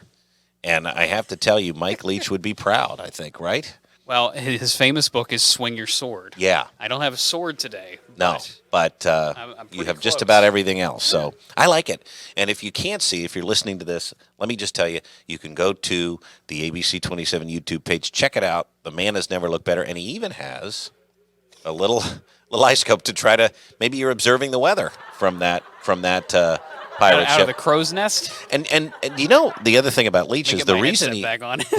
the reason he liked pirates. Yeah, but I'm going to put you put that on top. I'm going to put it on top. The reason he liked pirates is he was so fascinated with history. Can it stay on there? Do your best. I'm going to try. Here there we go. Okay. Okay. I probably look totally ridiculous. Going to take a lot of balance. Yeah, but that's the point. Thank you, Mr. Shiner, for our outfit today. Okay, authentic from the Cayman Islands. That's right. Where real pirates come from. And the gold doubloons. Mike Leach would have been proud, I think, that we honored him in this way. So there you go. As you try to look for I'm maybe looking at my play sheet, the air raid offense. Yeah, and you got to try to find some winners this week. Let's review last week. We just talked about the Seahawks and the 49ers game, and I want to point out a couple of things here on our list. First of all, you can find us anywhere you get your podcast. And again, go to the YouTube page, ABC 27 News, search Weather Wagers. We have our own playlist on there. It's easy to find us, and you can actually see these stunts like this. And send us your ideas, weatherwagers@gmail.com. We will check that, and, of course, we want to hear from you if you have any ideas about some side wagers. Love to hear from everybody. Yep, it's great stuff. So right now, last week, not great. I tanked. After having a couple of good weeks, I got to tell you, you and I differed on the UTSA Troy game. It ended up being a low-scoring, pretty good game. I'm not sure what happened. I mean, both teams I thought would come in and score at least a little bit, especially on the Roadrunner side of things. But what did I tell you about Troy's defense, my friend? You were right about that. They kind of shut them down, and Troy gets the numbers victory. don't lie. Nope, Louisville and Cincinnati, the Scott Satterfield Bowl. Louisville destroyed them, and they did. I think that was more Cincinnati had really no motivation to be there. We did get the Marshall Bowl, and they took it Charles to Huff? Yeah, they took it to Connecticut. I think they won by 14 points, so they covered there. We just touched on the 49ers Seahawks game. Mr. Pirate over there. Now, you wanted to make a comment about the Bills game. Please do. Well, so, last week on Weather Wagers, we talked about the cold and the wind blowing in from the Great Lakes. And while it took part of the game, you mentioned how well the field was cleaned up in Buffalo and at Orchard Park. It didn't seem like there was going to be a huge weather factor with the snow. It was windy and cold. I was worried about that because, I tuned in at the start and I thought, oh, no, we promised everybody a snow game. Where was it? Then they showed the time lapse of first of all, credit to those staff. Right. They got that stadium cleaned up, but then I fell asleep, and what happened? Well, when you fell asleep, the fourth quarter was a lot of fun. The game was tight toward the end, and the snow was coming down hard, and I was impressed how fast it was accumulating. Right. I mean, that was the thing. Not that it was the Snow Bowl, the LaShawn McCoy game in Philadelphia, but that band really came in hard and fast, and it changed the conditions quickly for the game. Yeah, and that's why we both got that wrong, because Buffalo did not cover. They did not cover. And I will say that line at the beginning of the game, they made mention of it on the broadcast. I did see that part. It was sitting maybe about 10 miles to the north. Yes. And then it just shifted down to, because Buffalo City was getting it. Orchard Park, of course, just a little bit farther to the south. So a fun game, and they pulled it out in the end. And what do you think about this division? I mean, the AFC, I'm starting to get a little bit more nervous about these teams coming out of the AFC. I would. They all look pretty good in that division, too. I mean, I think everybody still has a chance. Yes. Some teams, it's a low chance. I think I saw the Jets have a 28% chance, but they still have a chance. At this point in the season for the Jets, that's a win. Well, yeah, we'll get into talking about them later, too, because I have a few things to say about the New York Jets. We'll get into that. SMU, what are you doing? Fell apart. BYU. Mustangs. I'm disappointed in them. Sataki. But I think that goes to some of the opt-outs we talked about, and we just didn't. We weren't on the right side of that. You got the Browns. I like the Browns right now. They seem to be playing better football, and keep in mind, injuries right now are playing a key role in the NFL. So if you stay up on injuries, you understand what's going on. And the weird part about the Browns is watching Deshaun Watson. After everything that's happened, he's back on the field, and they're winning.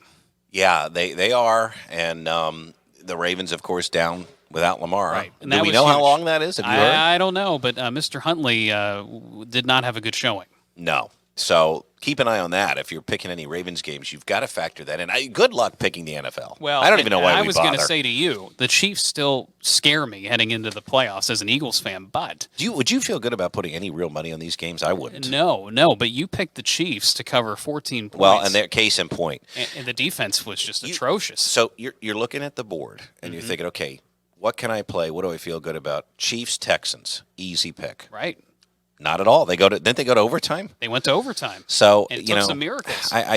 This is why these games are tough this time of year, especially when you talk about bowl games, but you're trying to find in the pros now motivation, especially if these guys know they're in the playoffs. Correct. Motivation, don't want to get hurt, injuries, everything else. So I went an abysmal 2-5. You got a winning record. That's all you can ask for. Hey, I'm scraping by, so now we have a very interesting setup here. The tide has flipped here a little bit. Yeah, and again, these outcomes are not that bad considering how many games we've picked against the spread. But it is 72-74 and 73-73 for you, so you inch one ahead. But things are as tight as we can get them for that pie in the face bet at the end of the year. So this is what you want, though. Do I have to wear a pirate hat if I lose the pie in the face thing? I don't think so. We won't make you do that. But this is tight. It's very tight, my friend. And it's only going to get harder here because the last couple of weeks, the one thing about extending the NFL season, the one issue with it is now the games are less relevant as we look ahead. So, this record could be very tight here down the stretch. Just something we need to watch for. I think overall, some teams are going to have a lot of rest here in the next 3 weeks, and you may not know exactly when that's going to hit. You're right. Sorry, I have a frog in the throat. No, that's We're okay. trying to get it back. Listen, we'll bring everybody up here. Bowl season continues, so I'll have you take the lead on this as we march into the Penn State game, too. I look, though, and I'll just say this. There's not a lot of great bowls, so you're not going to see us picking many this week. No, this week's lineup is a little bit weaker. A lot of those teetering teams, whether it's the UConns of the world we just talked about against Marshall, a lot of 6-6 type of matchups. If you're into waiting for New Year's Day, I think it's going to be a long wait. I think the NFL is just a little bit more interesting right now, even if there was a stat last night. So the game was being played last night, the Commanders and the Giants. And unfortunately, Sunday night. Yeah, Sunday night. There was a stat about how close the games were. And then last night, the Green Bay Packers game, Green Bay won by 12. I didn't even realize this. That was the biggest margin of victory for the entire week in the NFL. So every game's been close. That's pretty incredible. And a good stat there by your buddy Joe Buck. Yeah, well, I didn't want to give him too much credit, but Joe Buck had a good little stat there, and I think it was Scott Van Pelt afterwards said we got to work our way through this mess of figuring out who's in the playoffs. I mean, do you like the extra team involved, Mr. Shiner? I mean, it helped the Eagles last year, but that's about it. Yeah, it was nice last year because it allowed this team to get that experience. So I think it's beneficial for us moving in this year. However, it's going to be a little crazy coming in here. It's crazy. I mean, I I think Tampa Bay is going to end up having a winning record when it's all said and done. But, I mean, there's that possibility of a losing record team getting in again. The entire NFC East could possibly make the playoffs, Right. which that obviously was never an option before for Correct. 4 teams, and it hasn't happened yet. So I think that's pretty interesting that one division can make the playoffs, which you'd think at least one team would get left out. But with 7, it's a little bit easier. The Buccaneers have the Cardinals, the That's a win. Panthers, That should be a win. You would and the think so. Falcons. Yeah, Falcons might not have I much I mean, to play for Brady at the should end. be able to pull all those games out, although he's been looking worse and worse every week. But then they started out hot in that game, and obviously, the Bengals. We know came how that back. ended, Yeah. yes. So, I mean, listen, I like it, and I think it's going to be fascinating to see because, again, much like the baseball playoffs, you just need to be hot. And, Just get in. the Eagles have to be careful here. Well, and everything resets, and you could see the huge grin on Aaron Rodgers' face last night because they said you need to win the next 3, and he's like, "Yep," and 2 of them are right here in Lambeau Field. So all But of a sudden, the one Packers, of them is not. right? And one that's of them, this week, yes, and we're going to get into Miami. that. Yeah, Miami. Okay, I agree. Bowl season. I mean, these games are basically to fill time on ESPN, make the They're fun sponsors enough. happy. They're fun, and if you're at home and you're wrapping presents or something like that, like we talked about, you maybe need to do some baking. You can put them on in the background. This week always tends to be a little bit on the weaker side. I mean, Yeah. there's some games. Even we're recording on Tuesday. There's some games tonight. Yeah. Oh Even yeah. this afternoon, I believe too. There might be a 3:30 game if I looked up the numbers correctly. So well, let me look it up because I can read the schedule for the rest of the week here. And the reason that I only honed in on one is, when I'm trying to pick games that may be interesting, it's always like, would I actually want to watch this game?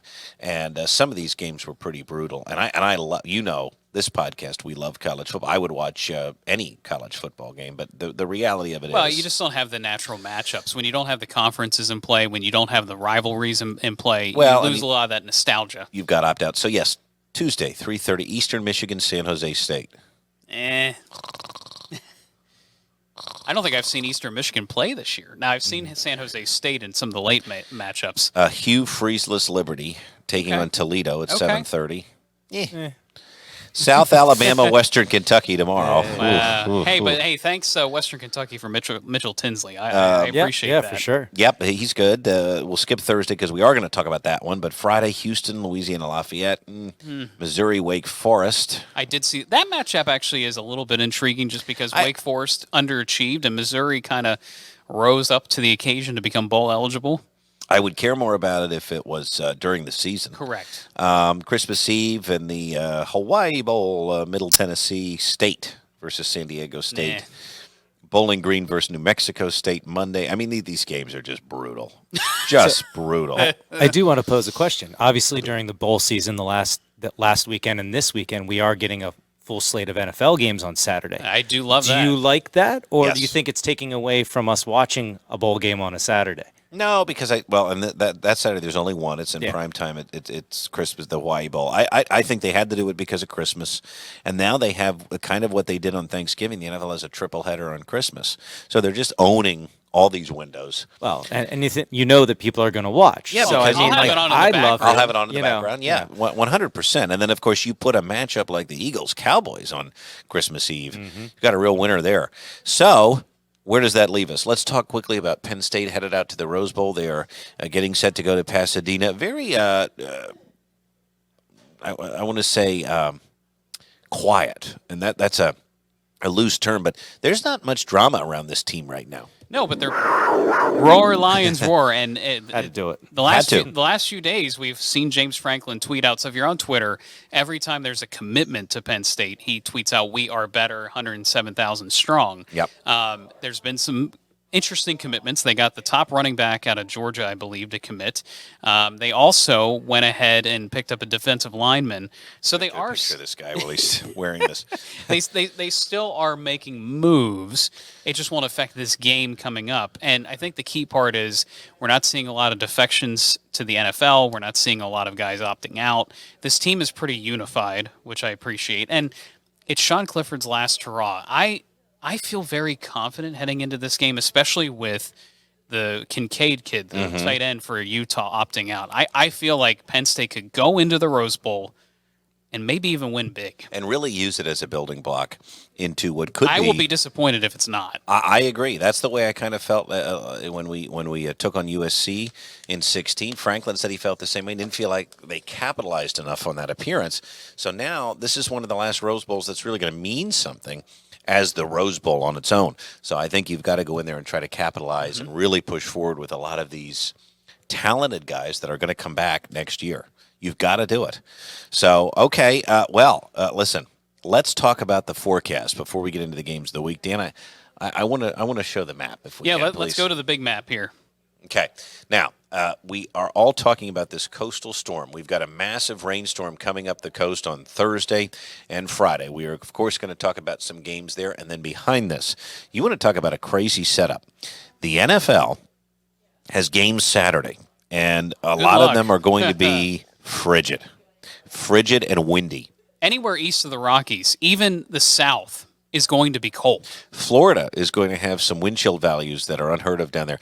I think this is going to be the coldest Christmas Eve and Christmas we've seen in years. I agree. And again, if you're trying to figure out, matchups, if you're trying to figure out spreads, I mean, just go back to the Eagles-Chicago game. We'll get into a little bit of talk about that coming up.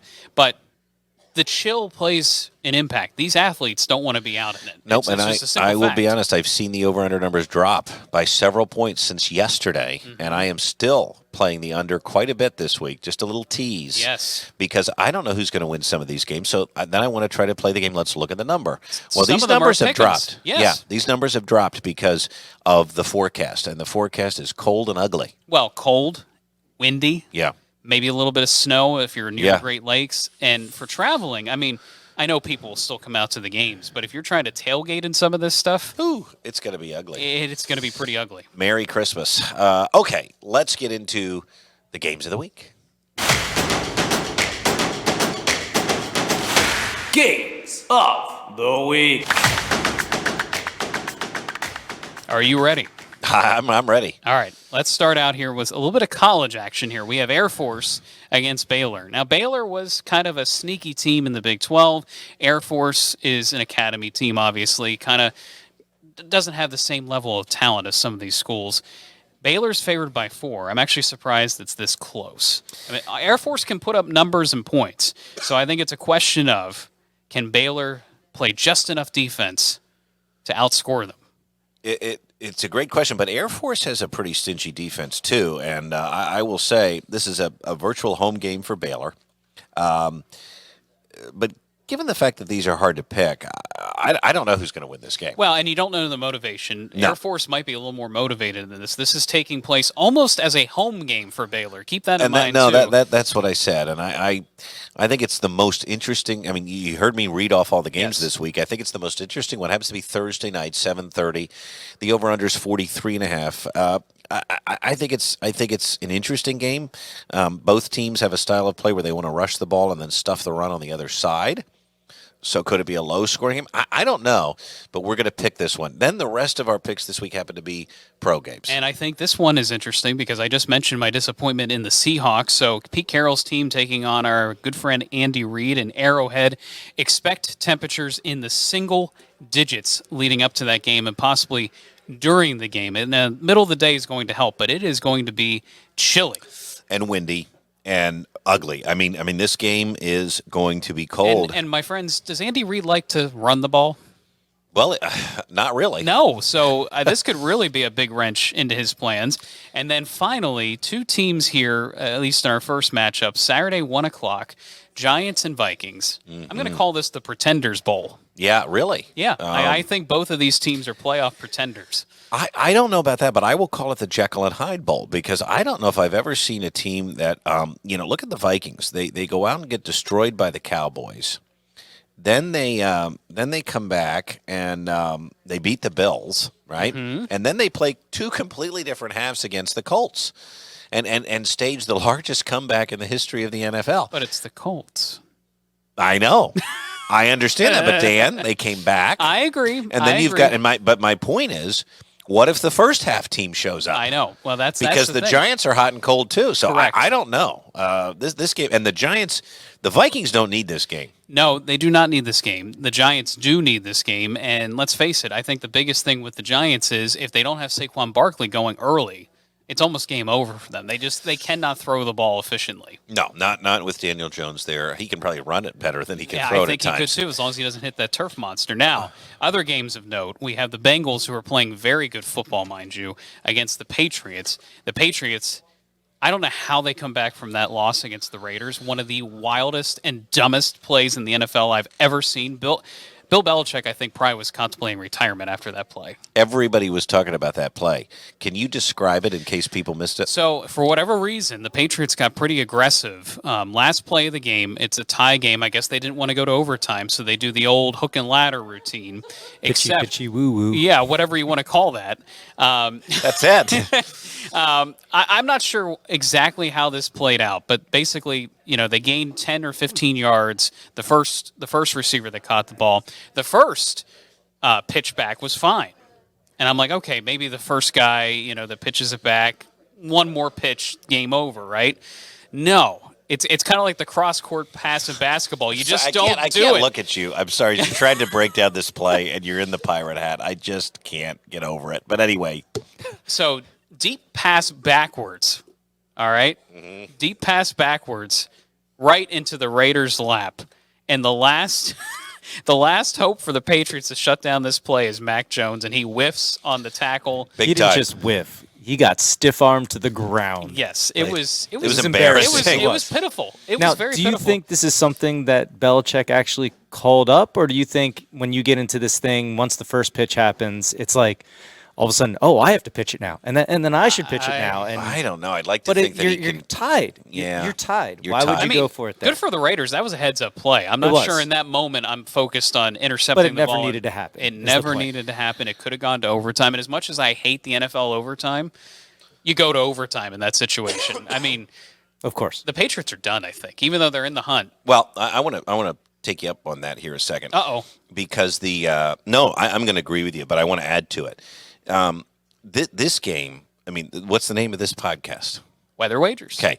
So this game, I mean, if weather is not a factor here, then I don't know where it's going to be. Okay, you're talking about an extremely cold Gillette Stadium. Yes. This may be one of the coldest venues of the weekend. Now, the Bengals are on a 6-game winning streak. They look good. They look very good. But I don't think that given what is happening on the offensive side of the ball, I think the Patriots have a good enough defense. Okay. They could stay in this game. But their offense, something's not right. And I said in the column, that's what happens when you let Matt Patricia run things. He's a defensive coordinator. Yeah, it's not good. That's like, Belichick's trying to be a mad scientist here. But, Bill, who am I to criticize you? You've won. I haven't won a Super Bowl. You have. But Matt Patricia running the offense, I could have told you was not going to work. Well, what weapons it's not do they working. have? They don't have anything on the outside. They A lot don't. of tight ends. Yeah, That's about it. I don't quite get Tight team ends building. can be good, but you've got to use them efficiently. It So, shouldn't be 30% of your cap money. I mean, have we learned? no, that's a lot. Yeah. That's a lot, Dave. You're right. Have we learned something about coaches not becoming GMs in football yet? Yes, Bill O'Brien. I mean, come on, folks. Chip Kelly. And as much as Howie Roseman was getting ripped coming into this year, I mean, he knew how to build a team and build it within the cap structure because it's so important in the NFL. And I kind of feel bad for Mac Jones. I don't think there's much of a chance there. Well, not right now. I mean, they're going to have to give him a lot of help. All right, more on that game coming up. We'll pick it, but the big game, right? The Eagles, the Cowboys. This is the big one. Part 2, Christmas Eve, 4:25. It's got that prime window there. Yes, it does. The Cowboys started as a 1-point favorite, now are a 6-point favorite on the heels of the news that Jalen Hurts is not going to play. Likely not going to play because I will say Nick Sirianni came on WIP this morning, Angelo Cataldi's show, and said, listen, he's rehabbing, he's giving it his all. Do we think it's even smart to think about playing him in this game? No. I'll open up to everybody here. Well, I we wouldn't. were talking beforehand. I think this is classic Cowboys week banter. It's a smokescreen. Jalen is fine. Because remember, he sprained his shoulder in the game and then threw 3 more dimes Yes. afterwards.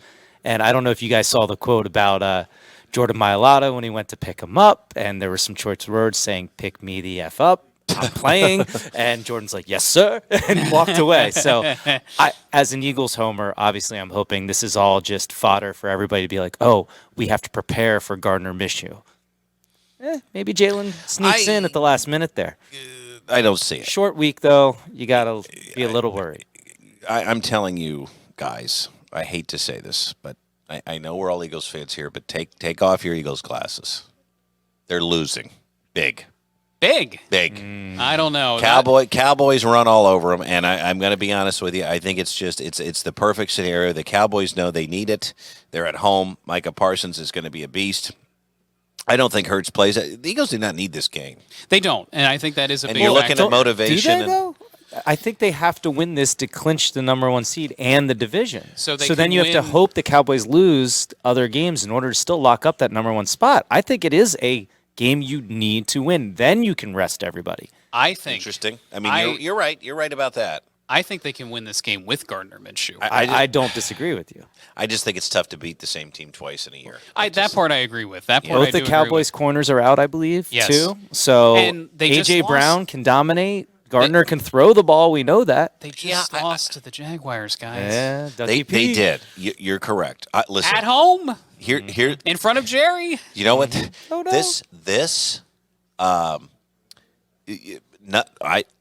You guys are right about everything you're saying. This is more of a gut feeling that I have that this could get ugly. Just Okay. this 1 week thing where the Cowboys would love to put it to us, and I don't know. I mean, I would like to think our motivation is going to be there with what you said. I have a hunch that this is not going to go the Eagles' way. Keep in mind, since they've reinforced the defensive line, we've actually gone from one of the worst run defenses to one of the best rush defenses. So, in my mind, if Dallas can't run the ball with Pollard and Zeke, I think it's game over for them.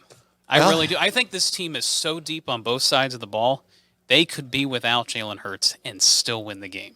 Well, we're going to find out on Sunday. And by the way, Nick Sirianni, Shane Steichen, listen to me now. Run the football. Agreed.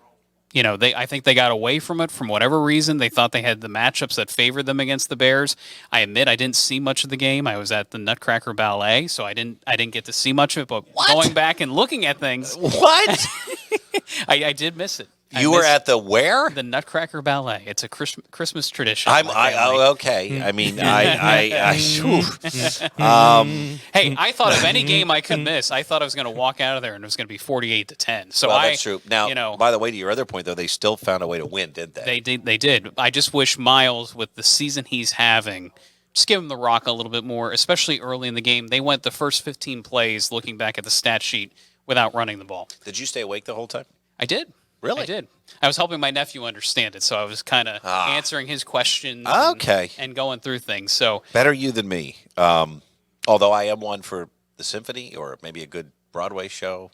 Yeah. I don't think I could do a ballet. But, hey, the Nutcracker's classic. That one at least I can follow. Now that my wife explained everything to me beforehand, I'm good. So she explained it to you. You explained it to your nephew. Yeah, we're passing it along. On you go. Okay, it's time for some picks here, I believe, with these games. Well, no, we got to right? get through the weather first. We got to talk about the forecast. Oh, yeah, we do. Good. And so, Thursday is one of these days. It's a transition day for areas like Texas. But keep in mind how windy it's going to be. And in fact, we're going to watch this in real time. So the front gets there midday Thursday in Fort Worth. This, by the way, is the Baylor this is the Armed Forces Bowl, Baylor and Air Force. Okay, right, we're correct. back outside now for this one.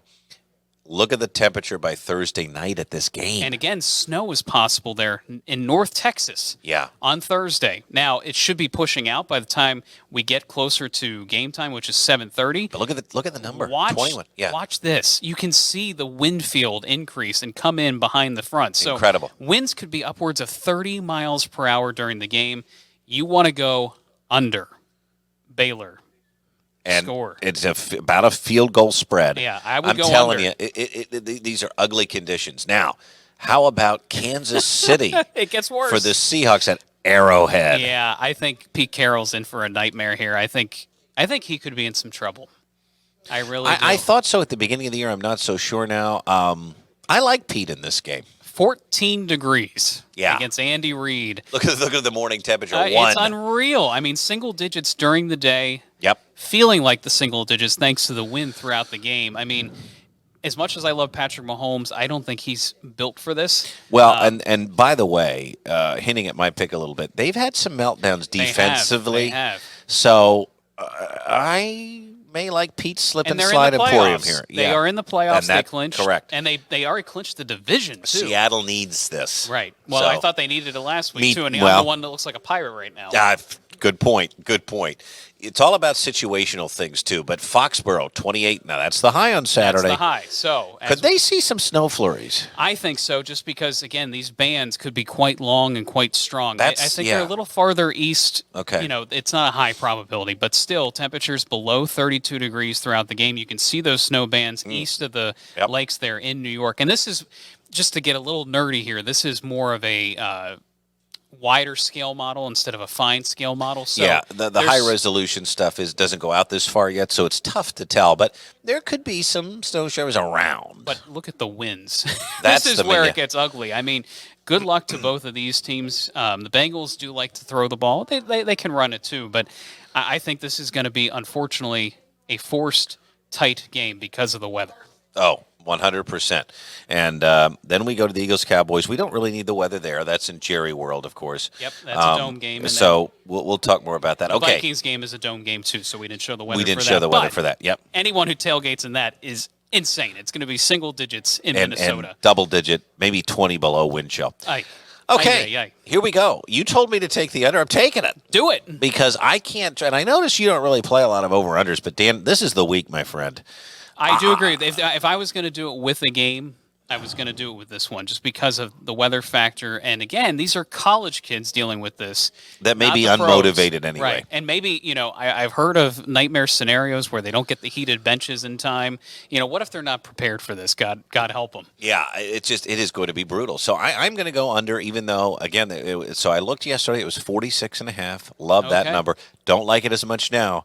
I'm still going to take it at 43.5, and you're going to go -4 for Baylor. I'm going to go -4. I think Baylor finds a way to win. I think now they could be one of the predominant teams in the Big 12 as these changes take place. So watch out for them because I think they could be a recruiting force. I mean, without Texas being in the Big 12, all of a sudden they could rule Texas. You're right. Dave Aranda, great coach, Yes, too. and he was sought after, and he's staying. Yep. Seahawks, Chiefs, cold weather. I am taking Pete Carroll. I'm back on the... I can't believe you're back on the Pete train. Well, and here's the reason. The Chiefs disgusted me last week because they let me down in my best bet segment. Their defense has looked off lately, and I just think, given the cold weather scenario here. Plus, Dan, don't you? Well, clearly you don't because you're picking them, but. I look at that number. If this was like Chiefs -7 or -5.5, I'd like it. 9.5 is a big number to me. It is a big number, but the Seahawks couldn't score against the 49ers in a must-win game at home. The weather's cruddy. Geno Smith is Geno Smith.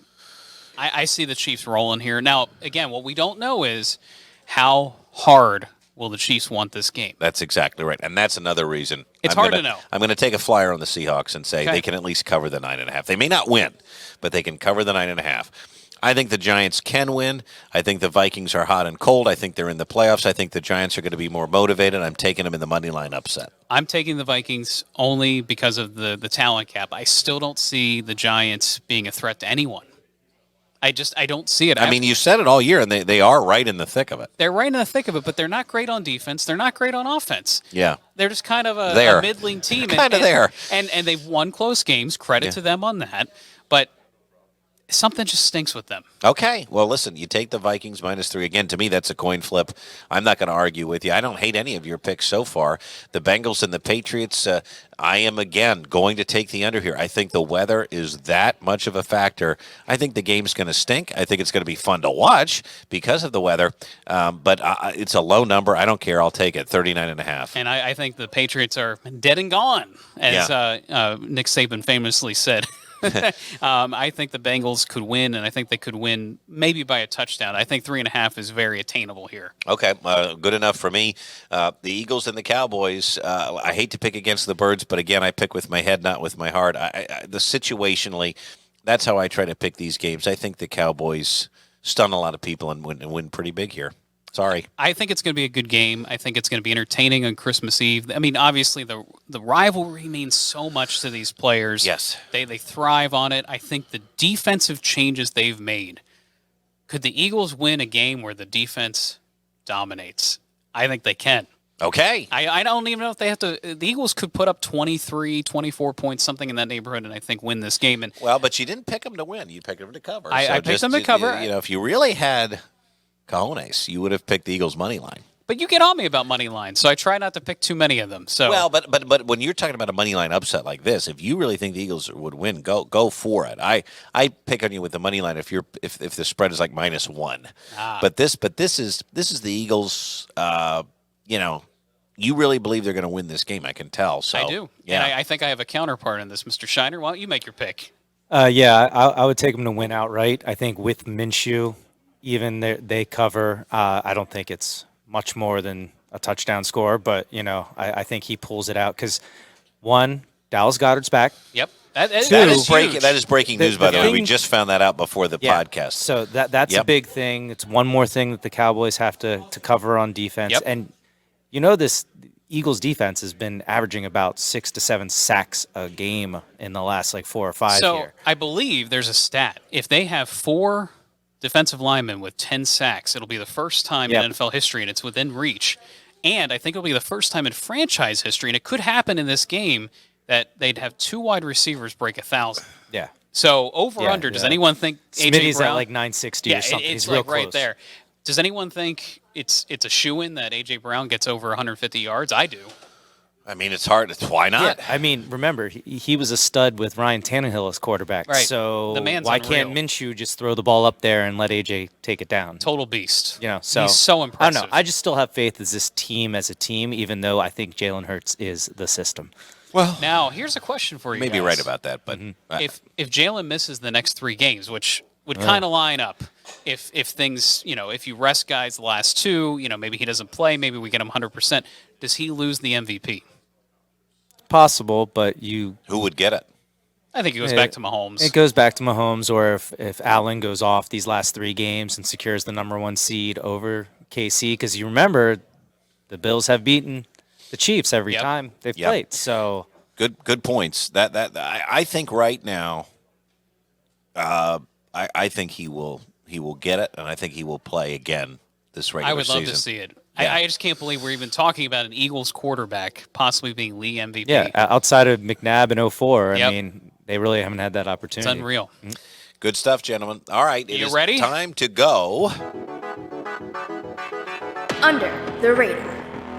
All right, Mr. Brett Thackara, are you ready to go under the radar with this week's matchup? We are going back to the Jets, the Jets, Jets. And we're going to Prime Video Thursday night, 8:15. You love that Prime Video. You love Mr. Al Michaels.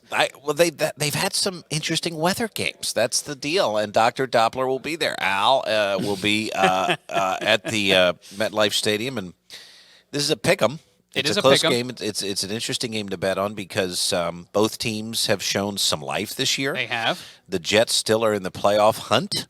And quite frankly, I don't know who to pick here, but I will tell you the weather is going to be a factor. Let's get into it. Show us what's happening here because this is ugly. So, one of the interesting things about this cold air system that's coming our way, it's a big area of high pressure coming in from the Arctic, but ahead of that is where we have the strong cold front, the Arctic front, and usually ahead of cold fronts, even this time of the year, we warm up.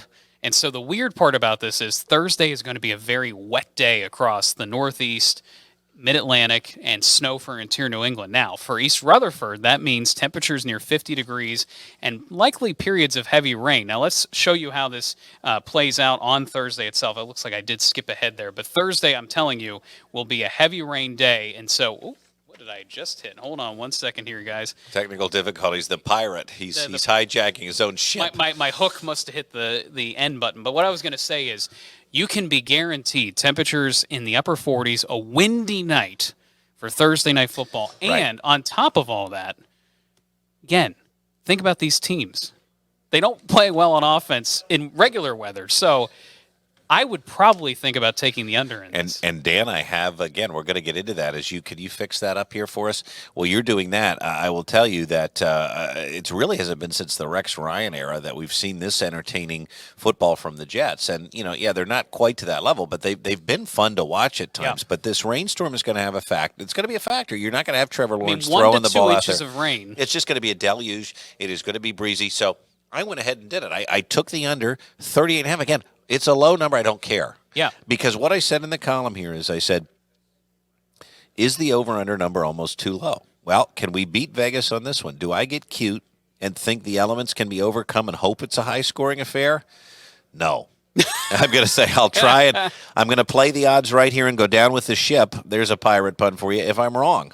I mean, given the conditions, I'll take under 38.5. I think it's a very good pick. I think the Jaguars, could they sneak into the playoffs? I mean, there's so many teams kind of sneaking they're around. circling the drain there, but Right. you just don't know. But And- you're gonna take the Jags to go on the road and win. I'm going to take the Jags to go on the road and win simply because we've seen this act from Doug Peterson teams before, whether they are near 500 or trying to achieve 500, they find a way into the playoffs.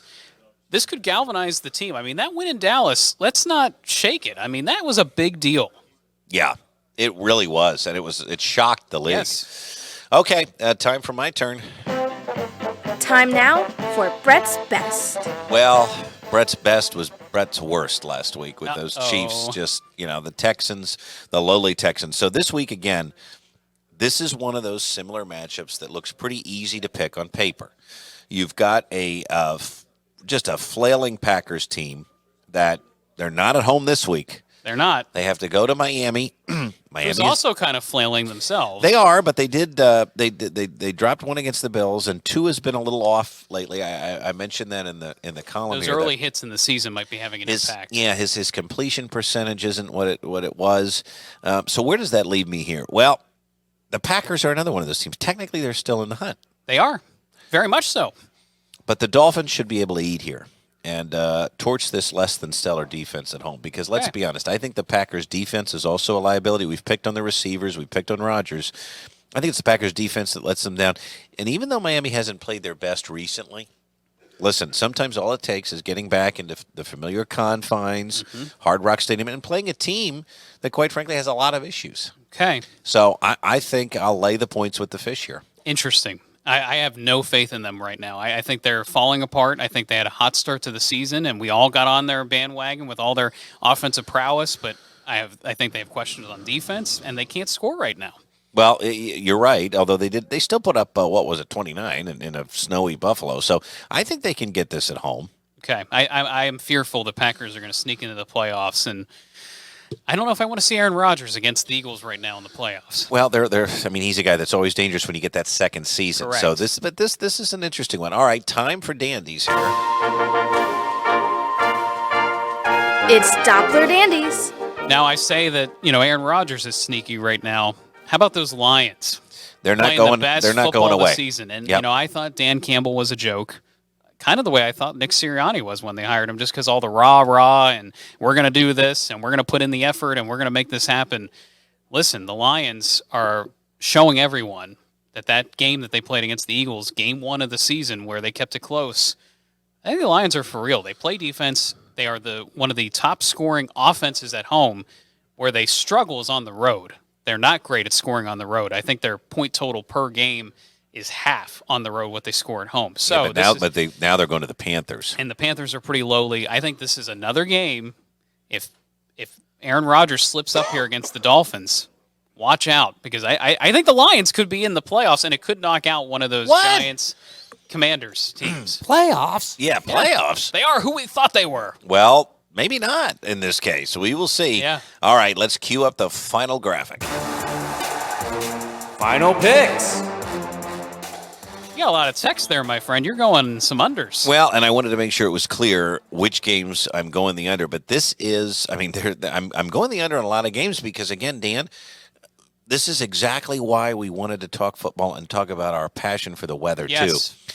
This game with Baylor and Air Force looks cold and windy. I don't know if either team's going to be motivated. So It's a bowl game. It does, kind of put into question what can be done here. yeah, I'm going to take the under there. The Bengals and Patriots, that's going to be a cold and windy game. I'm going to take the under there. And then the Jaguars and Jets, rain, wind. You talk about just ugly. I agree with you. I think all those games are going to be ugly. I was focusing more on the results. I think Baylor finds a way to get it done against Air Force. I think they cover the 4 points. You like Pete Carroll, which I'm still not sure why after what he's done to you this season. Well, I'm going to give him one more chance. But to go into Arrowhead and compete is going to be very tough. But I just look at that 9.5 and it spooks me. Okay, So, all right. And then you like the Giants to win out. You picked them money line against the Vikings. I think the Vikings, as much as they seem to be pretenders to me, they're playing a pretender. You pick.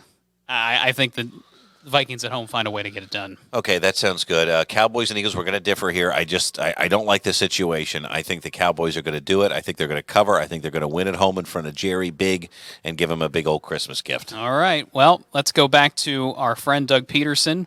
Jaguars and Jets, that's our under the radar game. I think the Jaguars find a way to get it done. You're going the under, but you also seem to like the Jets.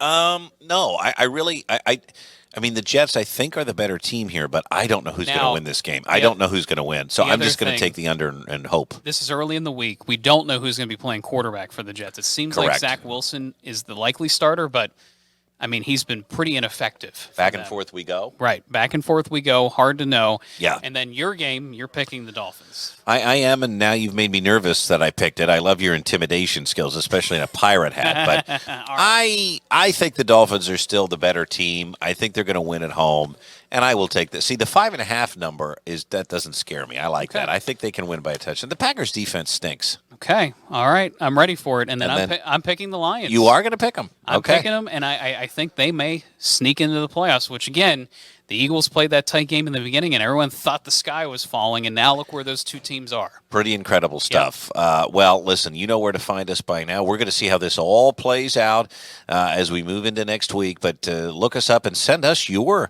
side bets at weatherwagers@gmail.com. You could follow us on Facebook, Twitter, and Dana's going to get back on his ship. We thank Mr. Shiner, as always, for running our audio for us and being a part of this. And next week, Dan, you and I are going to be on a bit of a holiday break. We're going to try to do an episode from our remote locations next week, and we will see how it goes. But we are going to be with you. We are going to be with you. We're going to find a way, and I'm excited because that means we'll be another day closer to the Rose Bowl. We'll be another day closer to finally getting into the NFL playoffs, this longer season. So there's still a lot of football to go, my friend. Oh, 100% there is, and we are excited. We could be closer in our pick-em, so our records are close. Here we go. We hope everybody has a great Christmas. Bundle up and stay warm, everybody.